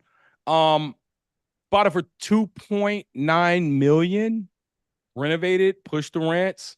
I bought that in 2019, sold it off in 22 for 8-point-something million. But the reason I sold it and didn't refinance was because of that landslide. We couldn't mitigate the risk. So we just sold it. We couldn't get land, we couldn't get insurance on it. And so sometimes you sell things for different reasons. I actually remember that well. Okay, couple things. But wait. The engineer came out and told me it was $300,000 to do the drawings. I said, brother, I'm selling this in 60 days. He said it's going to take 3 to 6 months to get the drawings. We got to get the Corps of Engineers involved. I said, man, I heard enough from that engineer. I said, well, can I just maintenance it and fix it? He said, yeah, got it maintenance fixed for $30,000. That was a big wall that collapsed too. There was a moat in front of this property, and there was a bridge that went over it, and it just, man, I wish you could find them pictures and show them. That was was that 2021 or was that 22? It was probably 21. I sold it in 22. Yeah, I remember that. Wow. I'll have to look. Let's jump to some questions. Maybe I can find it. Newbie's asking on YouTube, what's Nate's Instagram? It's Nate.Barger. So NATE.BARGER. Ray Van says, if anyone is investing in St. Louis, hit me up. I'm the president for Burr Academy Group here, and we're looking to expand the group. Shout out Ray Van. Good to hear from you. Ray Van, what's up, brother? Yeah, so we got groups all over the city, man, and we got presidents like Ray. And what you get to do if you're in our private community, that's something that we pay somebody to manage. It's part of our community. We got, I think, 41 city groups all across the country. We got a network of investors that are learning the stuff the way that I'm teaching them from my failure, from my mistake. And they're able to just, go out there, partner together, find out what deals, what areas they're going to do, share contractors. You can go out and walk properties if you've never done one and ask questions and, look and physically be involved. And they have meetups all the time. They do them on Zoom. They do them in person. And then when they come out to our events, we hold events a few times a year too. They get to hang out and party, man. I'm telling you, man, these real estate people, man, they party hard. A little too hard. Greg Burks is commenting from Illinois. Yes, we have Mary. We do. Greg is in Indy. Greg's in Indy. He's the Indianapolis Indy, president. Baby. Indy, yeah. Yeah, he's the Indianapolis president. And Greg, he's been in our I've been mentoring Greg for like 3 years, man. He's a huge addition to our community. He's an older guy not old, but he's in his 50s. Never did any property. And it took him a while, man. It took Greg 3 years, but his first deal, he's making over $100,000 off of it. So I'm proud of you, Greg. Really proud of you, man. Greg, you're not old. You're young old, Greg. You're young. You're young old, man. Like you're still, yeah. So these are the different cities that we got here. These are some of the city groups over there. Sweet. We also had somebody asking, hi, I'm Kenneth. I'm 22 from Hawaii. I'd love to learn more about real estate right now. I'm confused. So much numbers. Is there a link for beginners? Yeah, man. Send them the video over the 5-year retirement plan. Send that to them. And we do have a city group in Hawaii. And the cool thing about it, I was out there with I was out there at that Royal, what's that Royal Hotel? The pink one out there I used to see on Hawaii 5 all the time in Honolulu. Y'all remember? Hey, if y'all remember Hawaii 5, the original one, and you a Gen X, right? And so yeah, I was out there and met up with our group out there, man. That was pretty cool. And I get to write off some of that travel too. I was out there for the wintertime. But there's plenty of birds to do in Hawaii too. There's a lot of rundown property. You would think that with the values being so high, but man, there's a lot of property that's just run down. It doesn't mean that it's not worth money. It's just hasn't been upkept. Yeah, Boyd actually commented in the Zoom. He says, I'm in Oahu, Hawaii, starting to wholesale invest. Would you say Hawaii's market is too expensive or the wrong market to start out in? No, because you find a good deal, you can make 200,000-300,000 off of it, man. It's all about you are solving a problem for somebody who doesn't want that property. There's people that pass away all the time, all over this country. Their kids don't want the property. It's in Hawaii. They don't want to deal with a realtor. It's in probate. They just want to sell the dang thing, man. There's deals everywhere, all over the place. Jonathan says, what would you say to someone who's a first-time listener and wants to become financially free? I'm a salesman, but I want to expand my future for my kids and wife. Learn, learn before you start. And then once you learn, map out your next 5 years. Because if you really learn this stuff and you do it right and you get around the right people, it's gonna be really hard for you not to become a millionaire if you apply yourself. It's gonna be really hard. Now, that doesn't come without, there's gonna be days where you're gonna have to sacrifice, but take the kids with you. Like you're out there painting a house because your painter let you down. It doesn't matter. Get it done. Because the other option is work until you're 65 or 70 and you still probably don't have enough money to retire. So think about, don't sacrifice time with your kids. Take them with you so you can help them learn this stuff. Like my son, 17, man, he's been out learning since he was about 2 or 3. Because when I used to work them 18-hour days, I wouldn't get to see my son. So you know what I did? I'd tell my wife I'm taking him with me. And, he was still in a child seat. I carry him into the jobs. And I remember one time he was about 3 years old. And we walked in this house. I still remember the house. It was on St. Elmo Place. I got a picture of him in there. In College Hill, which is a suburb of Cincinnati. And the guy said, "We're done, Nate." And Caden said, "This don't look done, Daddy." And, it's like the contractors, you know how they are. Like, dude, you're not done. You're not about to get paid, man. So I told my son, who was 3 years old, I said, "Tell him what's not done." And I said, "Come on, bro. Don't call me over here and waste my time. Finish the property out." Right? But that's what we have to go through as owners and landlords. You have to. So over the time, I built out systems, really good systems. And during COVID, we did over 1,000 units. And that was where people would say, "Oh, it was really hard to get people." It's all relative, man. What's hard in life? And when I envision hard, to be honest with you, I envision being stuck in the ocean. Like, I got to get to land. I can't see land. I got sharks swimming around me. And I got a anchor around my ankles. That's hard. Everything else is not hard. That's hard. And everything else is doable. Yeah. Lisa asked in the Zoom, what percentage do you set aside for repairs? What I do is, let me just share my screen here and kind of show you the way that we do ours here. So what I'm going to do here is every property is different. I'm going to go over here into my maker schedule, and then I'm going to forecast. I'm going to say, you know what? I need my roof is going to need replaced year 6. Okay. Let's say, okay, I got my roof being replaced year 9 on this property, right? Because I know how old it is. So all this stuff here, my blacktop, I'm going to have to do some blacktop year 5, some concrete, HVAC year 3, concrete and blacktop again, so I come through and I put all this together. And then down here at the bottom, it's going to tell me I need $40,770 over the course of 10 years. Then I'll come over here to my contingency and say, well, I'll have to set aside, $150 a month. What does that do right there? Hold on a second. Oops, that's the wrong column. So replacement reserves. I do $150 a month, right? See what that does here. So that knocks me down where I'm still short $24,750. So when people talk about cash flow, this is what they don't understand. Like, okay, so now I got to set aside $400 a month. My cash flow doesn't look so well. I'm still 2,400 short. So what I'm going to do instead is I'm going to be looking to do a cash out refi year 5 and recapitalize this. Because if I can do a cash out refi, then I only need enough money to get through year 5, which is going to be, 3, 6, that's 9, that's 12, $15,000.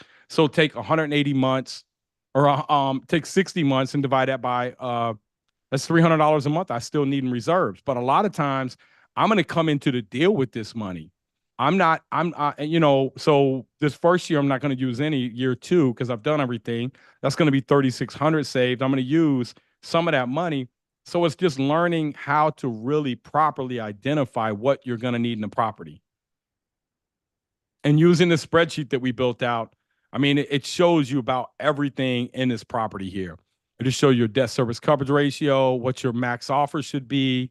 And I just kind of fudged this one together because I wanted to put the 130 million in so I could show you guys the appreciation. But this spreadsheet here will show you everything about the property if you're being honest. And a lot of times if I'm doing a cash out refi on the front, I'll put some extra money. I'll put extra money in reserves. I'll budget for that stuff at the very beginning of the project.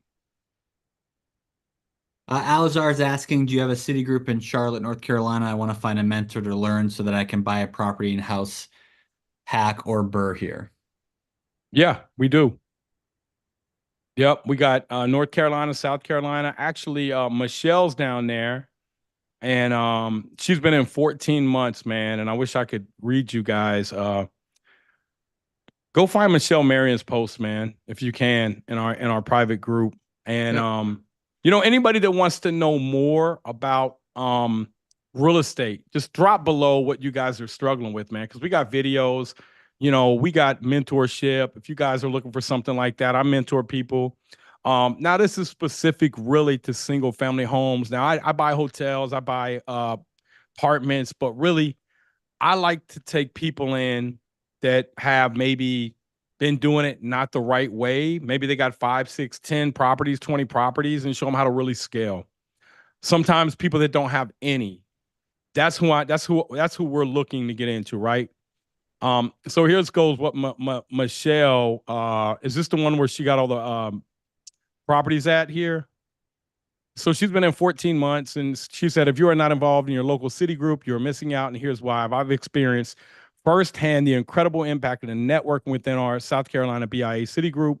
This community has not only broadened my horizons, but has also connected me with amazing professionals who share the same passion for real estate, as well as I have made countless friends. The 54 unit deal that I told you about would not have been possible if I were to have been silent in the group. My close friend and now fellow GP and JV, Jao, encouraged me greatly as always. And he became a millionaire. He became a millionaire in a year. Jao did. Yeah. As always, and mentioned that I think about bringing this deal to the fellow partners and that I could leverage their experience to close. I was dumbfounded at the idea that this might really be possibility. The rest of our team, Nate Farmer Eden and Cole Farrell, and I had met previously, and I absolutely love their team dynamic vibe. Those are 3 people that have, they partnered up in our group, in our private group. Long story short, we all feel the same and have now partnered on a second deal. Our mantra is one team, one goal. We complement each other's personalities. Together, we successfully went under contract on a stunning 54 unit property. So she went from nothing 14 months ago. She's about to have 70 units. That's just part of it, right? The energy is only propelled by meeting in person during events like the Bird 360. That's the yearly event that we hold. We're going on the Royal Caribbean, Allure of the Seas this year. That's going to be amazing. That is September the 23rd to the 27th. If you don't have your ticket and you want to come network, you don't need to be a member of our private group, but to get in there, get in that room, get around people who have been where you're at and be able to talk to them is amazing. Thank you, Donald. Yep, no problem. Throwing that up. Yeah, a couple questions, and then we do like Nate said, we do have some of those free videos. Lisa, yeah, some of the sheets that Nate have been showing, that's part of the mentorship, and he has a bunch of videos Yeah, and that's step by training. step. Look, when we go through this stuff, this is a 13-week training.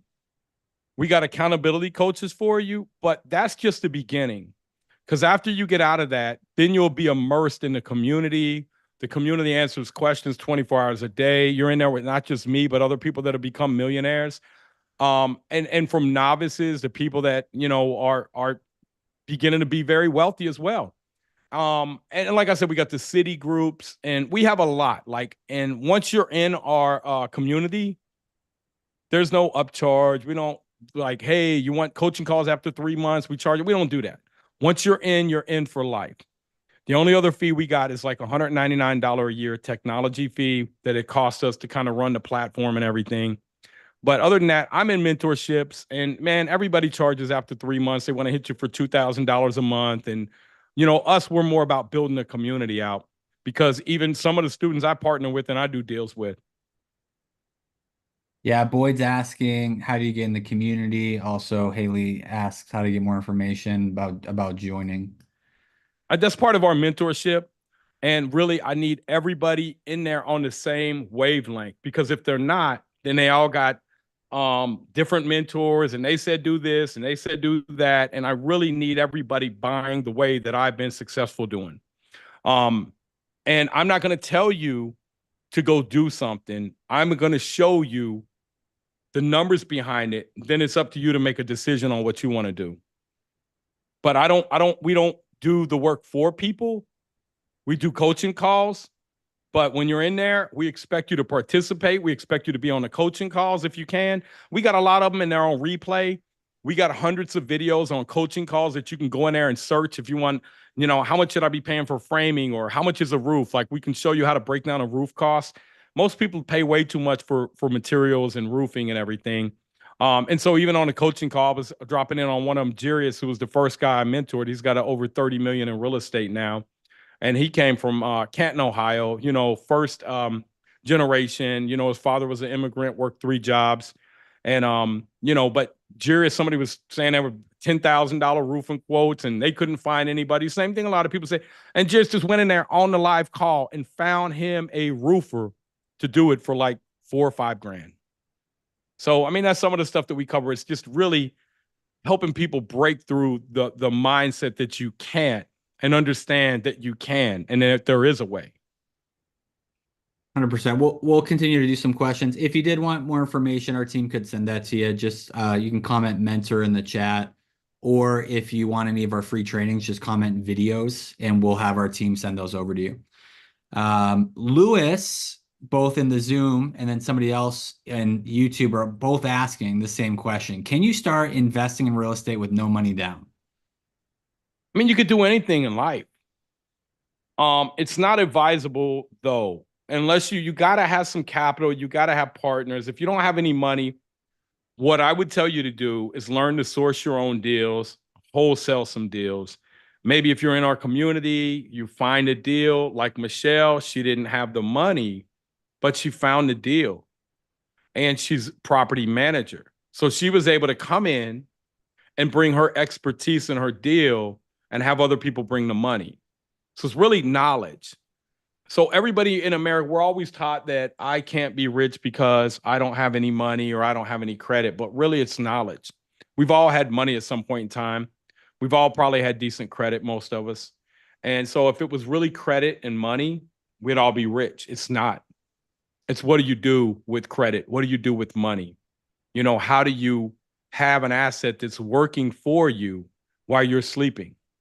And when you learn how to do that over and over and over again, that's where the wealth comes in. That's how you become wealthy. JB asked a few minutes ago, man, Nate, where were you 5 years ago? I'm excited.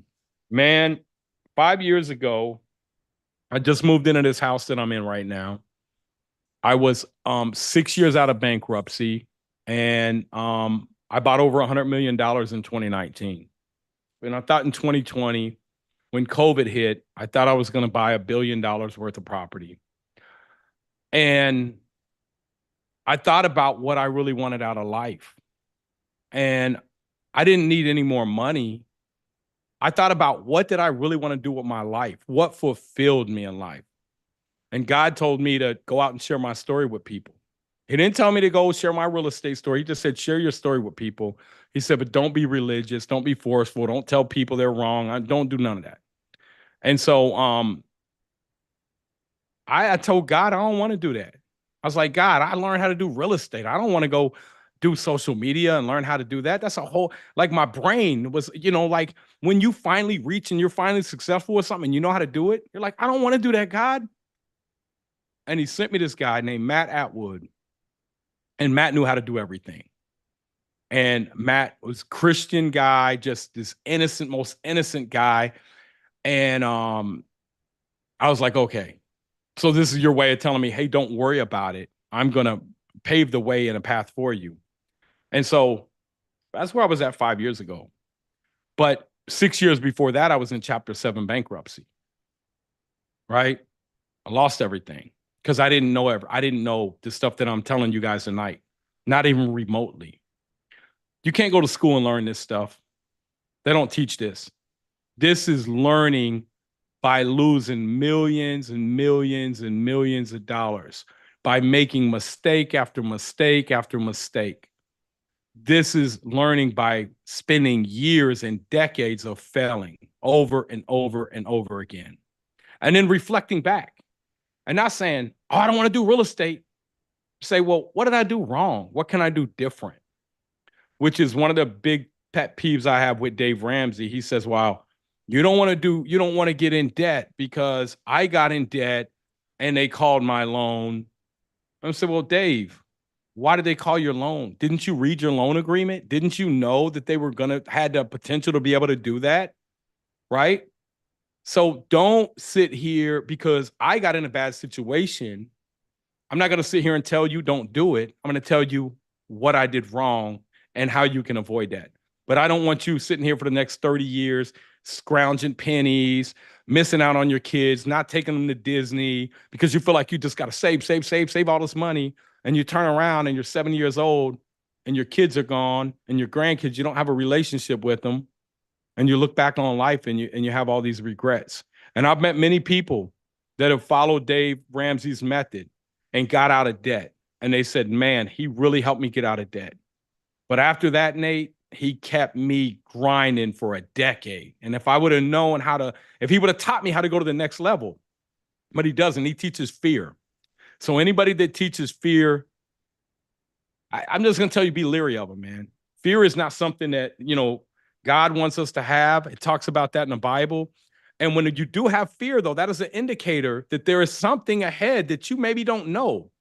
So be cautious with fear. If you have fear, don't just go forward, be cautious. Get educated, find out what that fear is tied to, and come up with a solution to it. Boyd in the Zoom is asking, Nate, how did you learn this? Did you have a mentor? Like, how did you learn to run your numbers like you do? So by the time I was 22, I've been in prison twice. I have 4 felonies. I was unhireable. I couldn't get a job. So one of the big things that I hear people that go to college, these kids, I mentor kids, and I got a lot of kids that I'm teaching real estate to. And, I had 3 of them over here, go to school with my son, and 2 of them, all 3 of them are going to college. And I said, so what are you going to college for? What's your goal?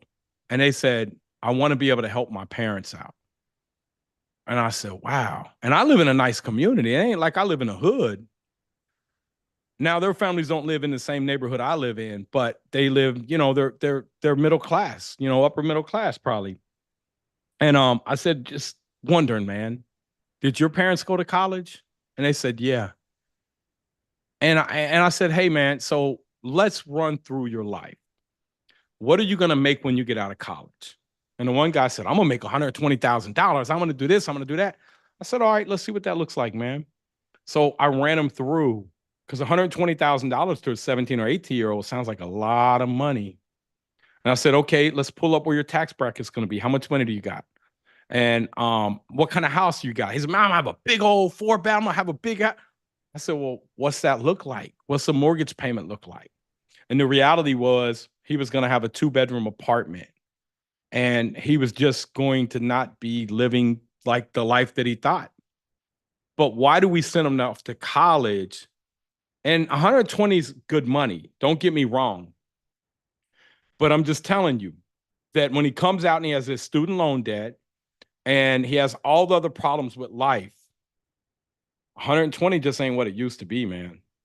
And so they're setting these kids up. And I said, in reality, you're going to make 70 or 80 because we pulled up what he was going to make, what he was going off of.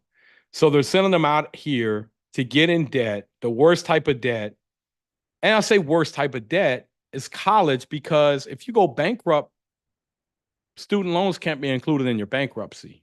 If I lose 100 million in real estate, it can be all wiped out through bankruptcy. Now, I'm not telling you to do that. I'm just telling you, think about that. They got you for the rest of your life when you go and get that debt. And then the biggest thing that they say is, I want something to fall back on. And that's the problem. The biggest problem in America is people have something to fall back on instead of just going for it. Because failing is temporary. So what I see so many people do is they'll start in real estate, they'll have a bad experience. I'll never do that again. Instead of saying, well, I'm closer to my goal and I know what not to do. They'll go start all the way over something new. Now they have to go through that learning curve again. Pick something, get educated.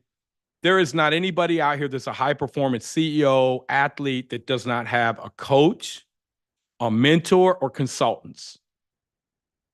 Go out here and get around the right people, get the right advice. The most expensive. I'm joining a mastermind tomorrow. It's $30,000, and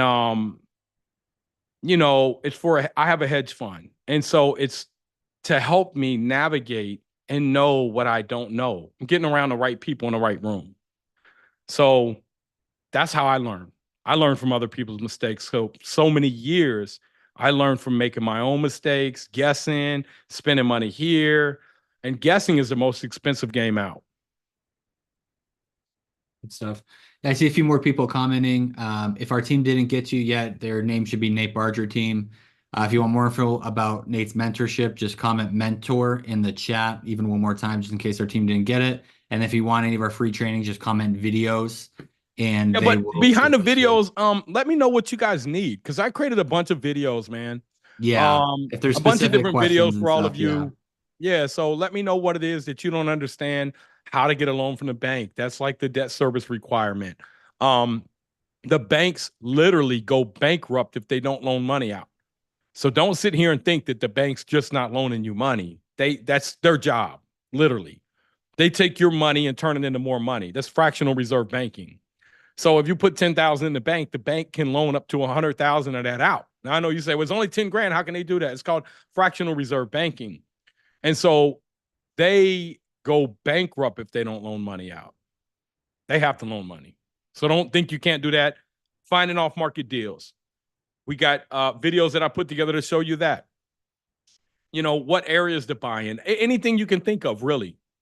But if you're the type of person who really is serious about this and this is what you want to do, then,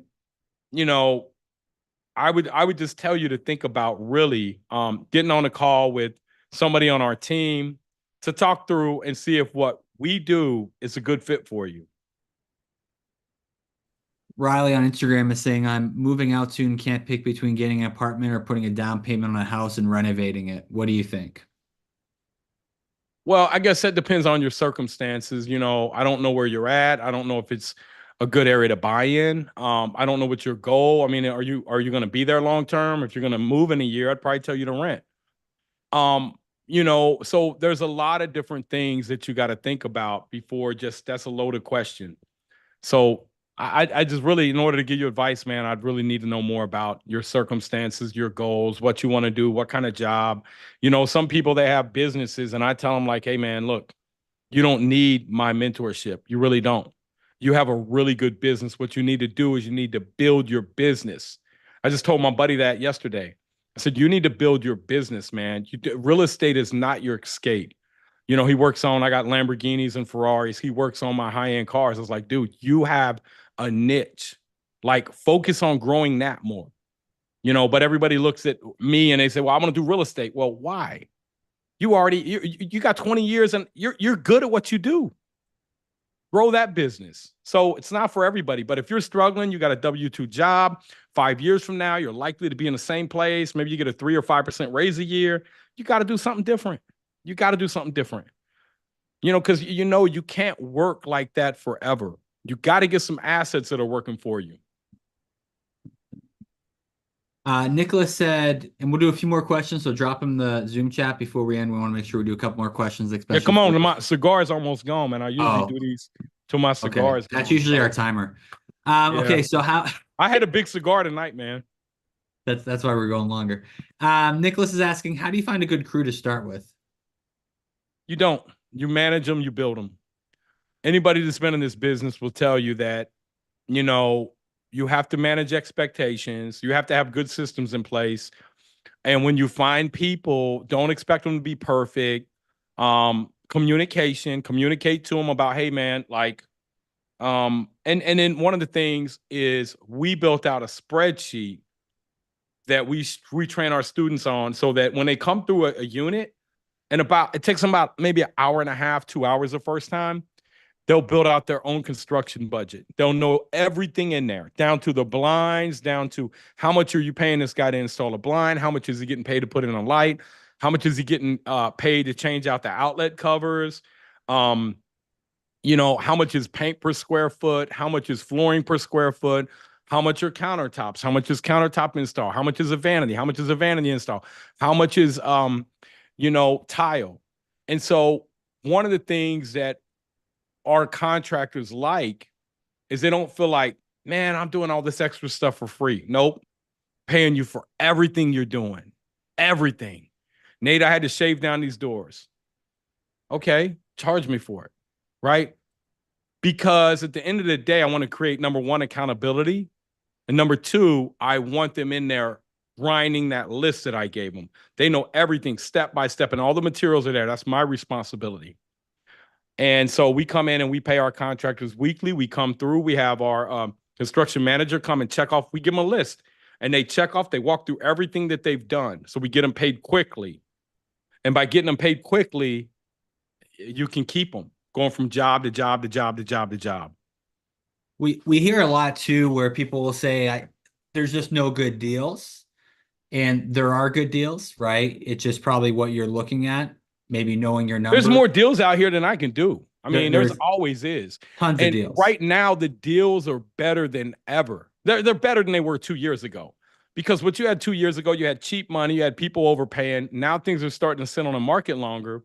And so if I see a property like DeMont, a guy that we mentor, and I don't know if he's in, I haven't seen him in here tonight, but DeMont did 17 years in prison. He got out April 30th of 2023. Within 90 days, he got his first property, right? And I said, how'd you get him? He said, Nate, I did what you said. I went on MLS. I found the properties that had been sitting for 5-6 months. They wanted $120,000 for it. I offered them $45,000. They took it, right? So you will, like, it's not about how much they want. It's about what makes sense for you. And he says, man, I wish I would have offered him 40. It's like, come on, DeMont. But DeMont made that property work and he bird it and he just did his first one where he got cash back out. And I think he ended up getting $43,000 cash back out of that deal.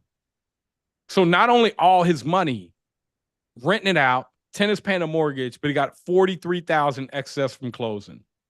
He was in prison 17 years. Right? Yeah, so, in Carolina, in Aiken, South Carolina, for getting caught with an ounce of cocaine. Right? So it doesn't matter your background. Real estate doesn't discriminate. It doesn't care. Yeah. 100%. Renovation's huge. Some of those deals are a lot better. The network. If you weren't paying retail, a lot of you are looking at and paying retail for renovation, and that's why some of these deals aren't working. It's not even retail. People don't even know how much they should pay, and they say, I can't find a deal. And I said, well, man, how much are windows? I don't know. Well, how can you possibly know how to price a deal if you don't know what the construction is going to be? It's not possible. Lisa asked, great question, Lisa. Are all of your properties in your local area or have you expanded to regions in other states? No, I got stuff in Ohio, Indiana, um, Oklahoma. So I buy outside the state, but really, a lot of our stuff is local because this is where our property management company is. But I was thinking about really buying a lot as the market starts to pull back. And what we're going to be going after is these Class A properties that are coming out of the ground that these big investors, or not big investors, but these investors made bad assumptions on. They assumed they were going to be able to get, debt at, 5.8%. And they just can't. And so they have, a lot of them have bridge financing on them, which is 30 or 36 months. And these things are built. Maybe phase one's built, phase two is 90% of the way done. They're running out of money. You come in and buy them at a discount. You can make a lot of money doing that, and you're buying really nice assets. So, but in order to really buy assets like that, you need assets that are 200 units or more. It's called institutional quality. Because for a 200 unit complex, you're going to need a property manager. You're going to need an assistant property manager that does the leasing. You're going to need a level 3 or 4 maintenance tech, and you're going to need a level 1 or 2 maintenance tech. So you need 4 people, one for every 50 units. And if you buy 100 units, you're still going to need those 4 people, right?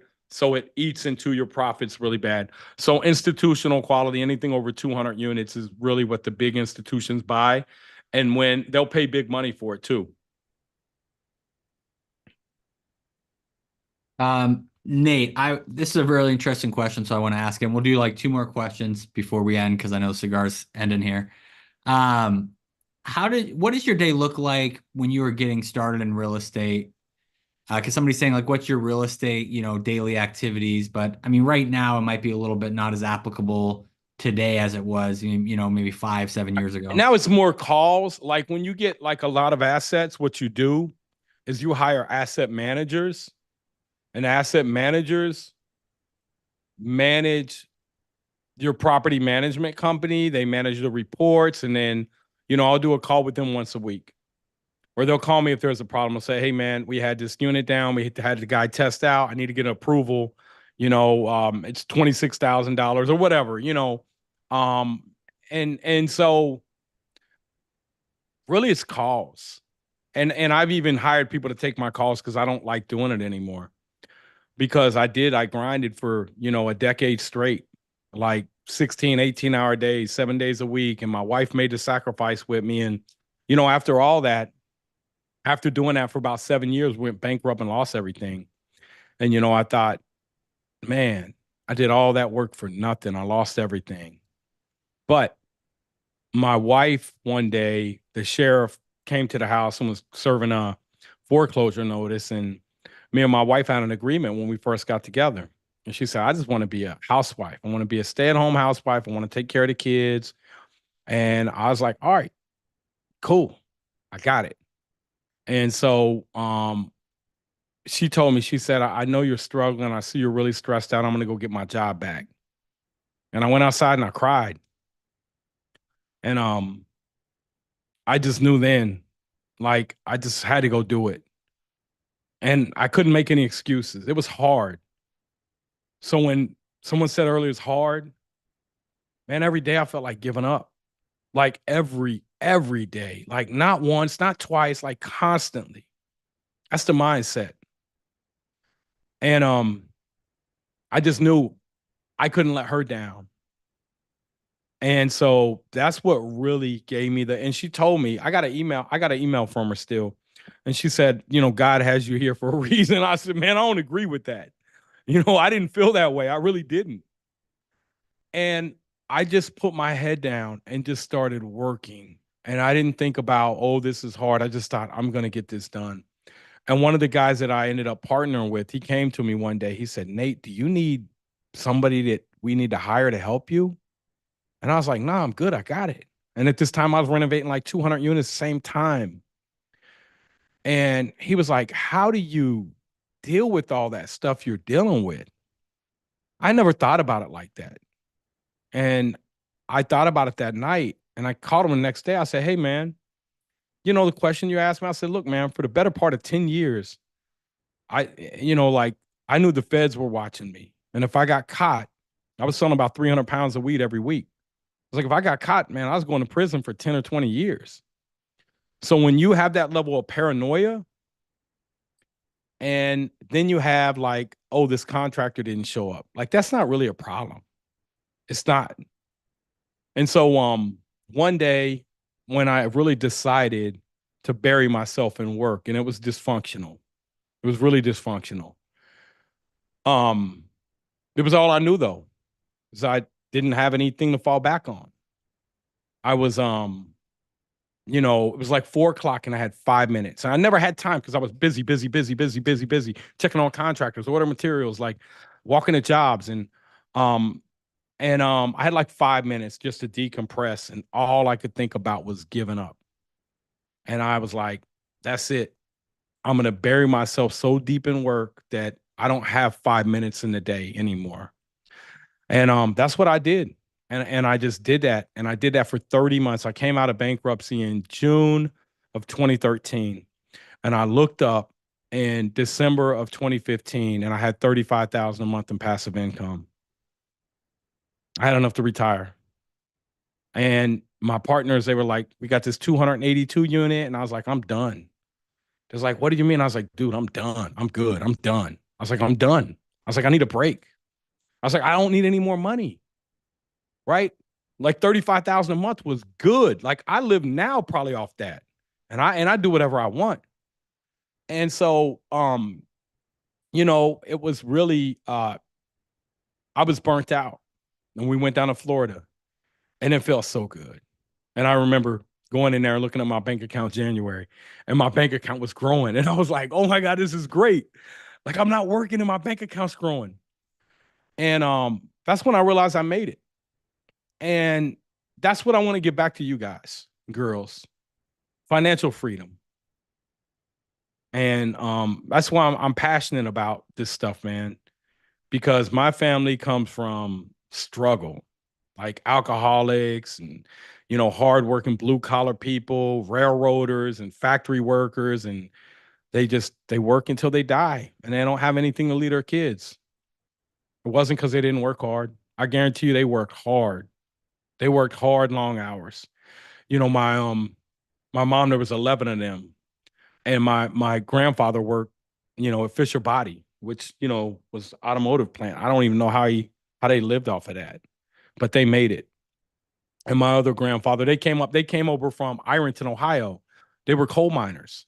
That's all they knew. And they came here in the 40s for jobs. And my dad's side, they came up from the hills of Kentucky, right? They were just, they were good with thinking because they had to be resourceful. You didn't have Lowe's or Home Depot or anything back then, right? And so I think I get a little bit of both of that from both sides. But he came up here to be a railroader, and there were 6 of them, and their family both of them were highly dysfunctional, but they were really hardworking people. And so I see Americans that are just the majority of them are just like my family. And so I talk to my family, and some of them you can help, but some of them you can't. If they're not ready, they're not ready. And so I've had to learn to accept and love and just help them because they're never going to be that person but they're happy. Some of them are happy. And so, but for people who really want to learn, this is my passion, man. It's all I got in my life. And I'm not here to try to help you. I'm here to help you change your family tree in the way it's growing. Mm-hmm. And that when I teach you this stuff, you're going to teach your kids. And when you teach your kids, they're going to teach their kids. So your generations will be forever, forever changed. And Chris Long, he's one of the first people that, got in my mentorship. He was down here last weekend and his son, 8 years old, Owen, said, I got something I want to tell you. And can you pull up that video of Owen? Just pull up Chris Long in our private group. I want to show this to you guys, man, because this is what your kids begin to learn when you do this stuff. Owen's 8. He just turned 9. And But this is amazing when you see kids this young and you see our kids getting out of high school and they don't know this stuff. And Chris got on his first property. And so, Donald, if you can find that video, man, I'd love for you guys to show everybody that. Yep. Okay. As I'm pulling it up, Deal in the Zoom says that's how I feel at the steel mill. 41, can't do this for 20 something more years. Got to make a change, brother. And I'm telling you that debt can be your friend. It can be your friend, man. Don't believe all the lies you've been told about debt. And you know, Lisa Crowder, she can tell you she wished she would have went and got more debt, but why didn't she? Because she didn't know. Because what they've taught us is you pay off debt. You pay off debt. You don't want debt.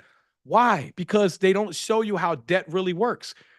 Elon Musk went and borrowed $13 billion against his own portfolio. So when you get wealth, you go out and you borrow against your portfolio.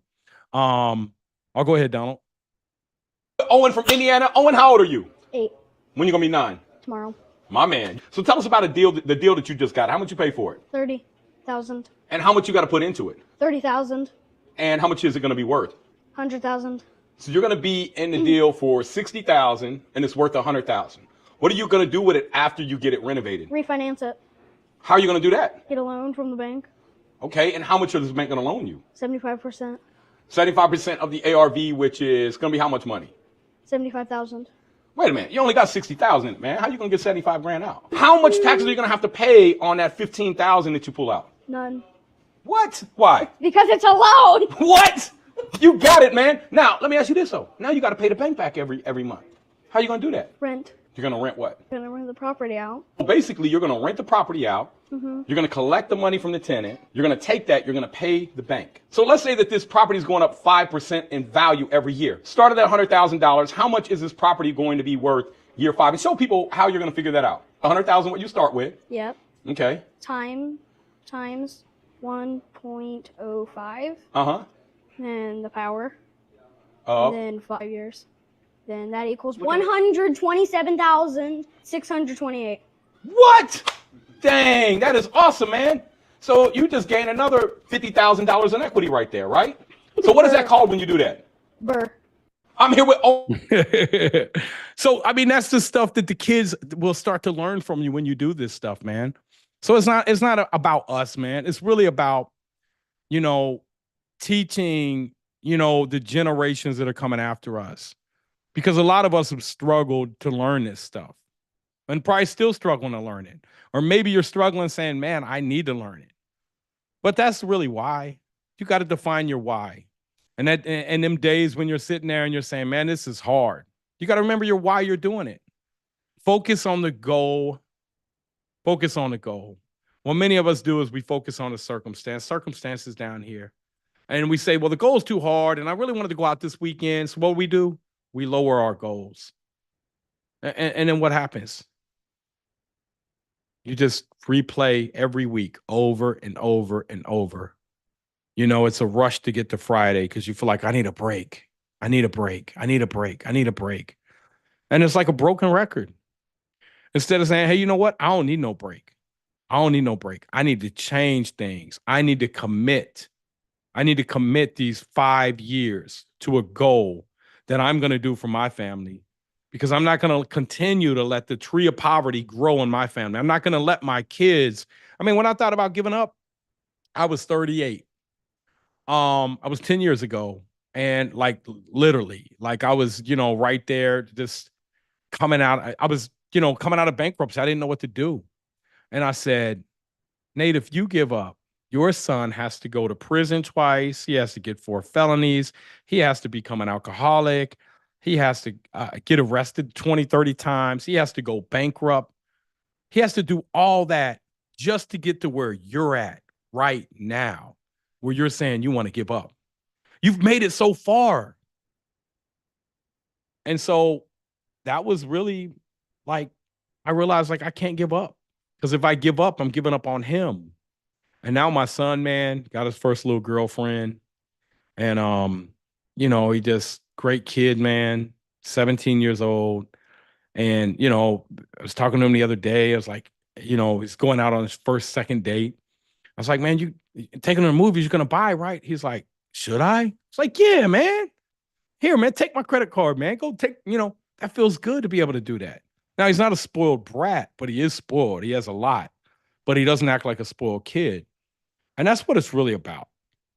That's what we as parents do this stuff for, right? We do it for not for ourselves. We really don't. I'm telling you, man, most people I meet, none of them are like, I'm doing it because I want this and I want that. The I want is I want this for my kids. I don't want them to have to struggle with this. I want to be able to spend more time with them. I don't want to have to work for the next 20 years like the guy in the steel mill. And the reality is that even 20 years isn't going to get you enough, man. You're 41, you'll be 61, and you still probably won't have enough money to retire because matching 401k, I mean, that's a joke. And 401k gets you, let's say 7-8% a year. Inflation's 5 or 6. What are you really gaining every year? It's hard, man. You're saving money. And then we haven't even went through a recession. When you go through a recession, your 401k goes whoop, goes way down. And a recession will come. But the thing that I can tell you, if you buy these properties right and you got good debt on them, you hang in there, you make sure your reserves are good, your rents will rise. Your rents will go up over time. And as they do, you'll weather the storm and you'll come back through the other side of that recession. The opportunity is in the recession. That's where you want to be buying at.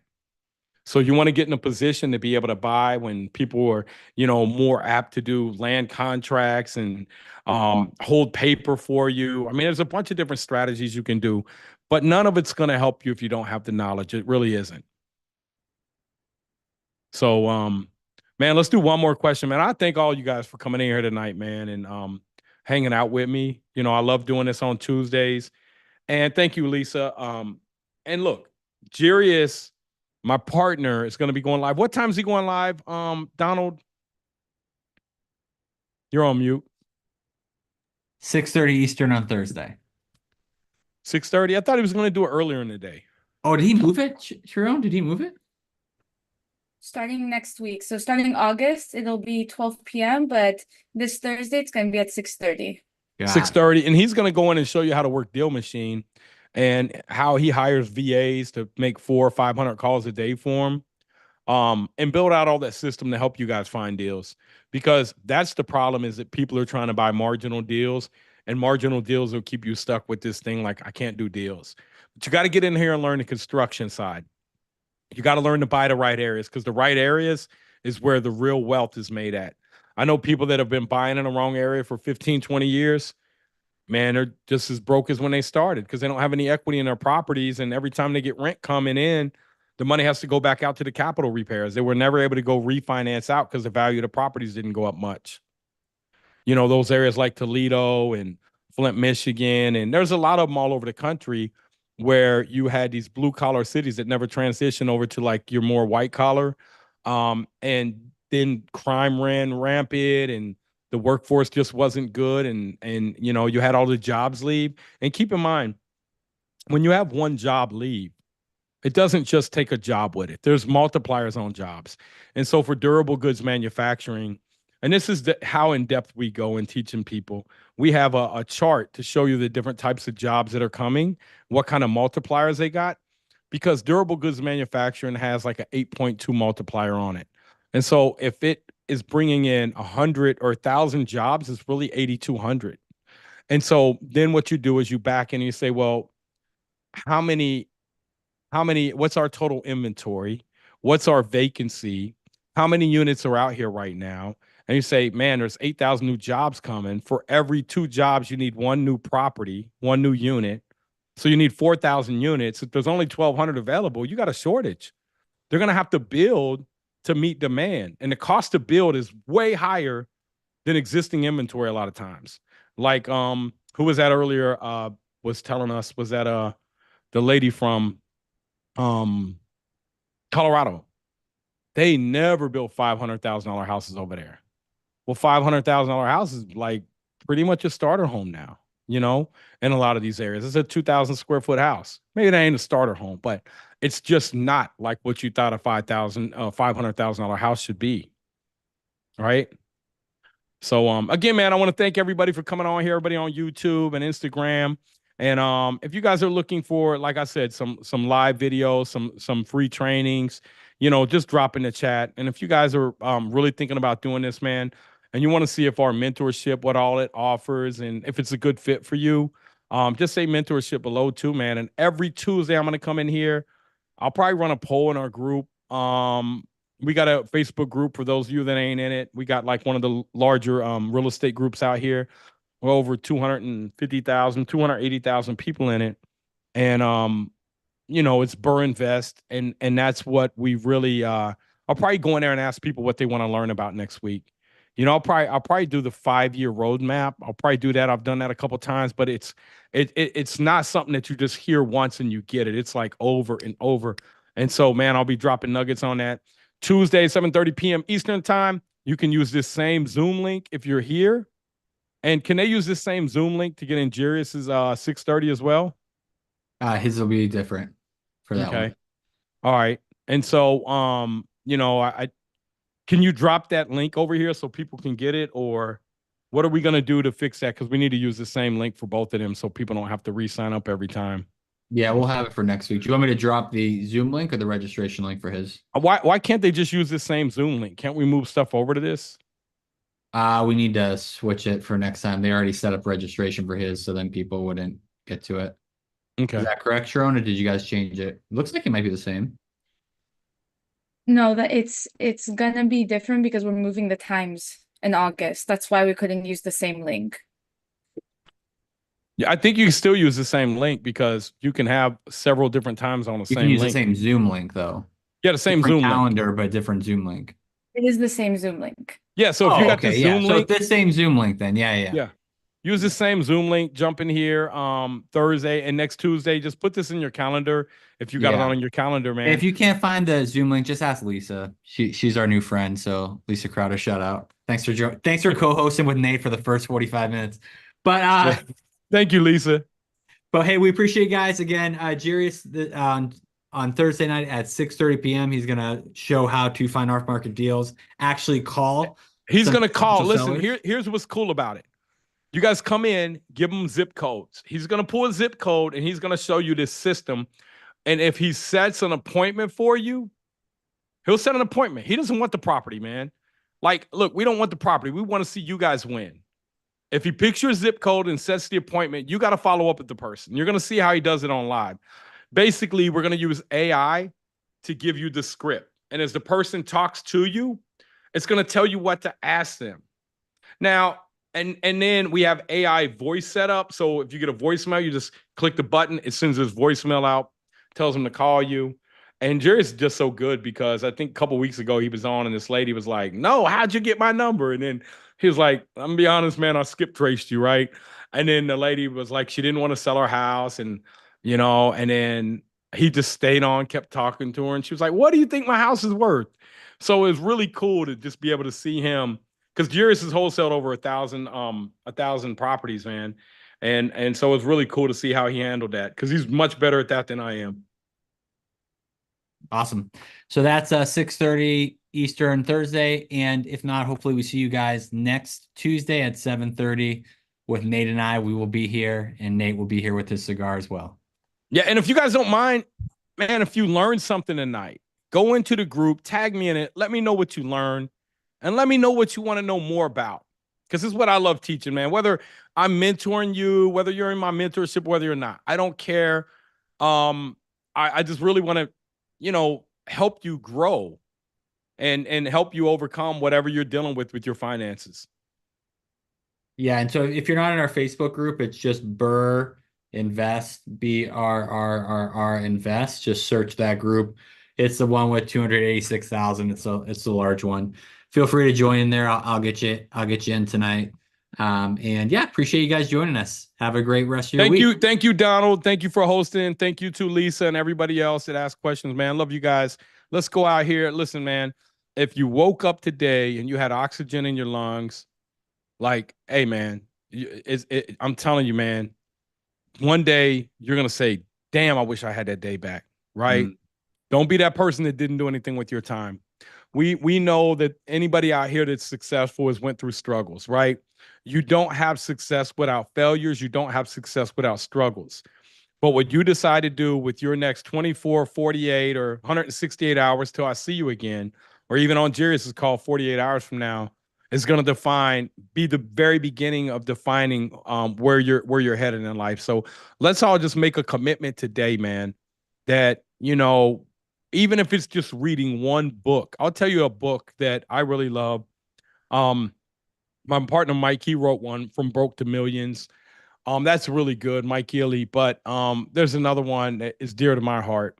And I read this as a drug dealer, and it really changed my outlook in life. And it made me realize that really I was in control of my outcome. That, because when you grow up poor, you think everybody else, the government's out to get you and blah, blah. You make all these excuses on why you can't have something. But the 7 Habits of Highly Effective People, man, I didn't just read that book. I took that and rewired my brain, and I listened to it over and over and over.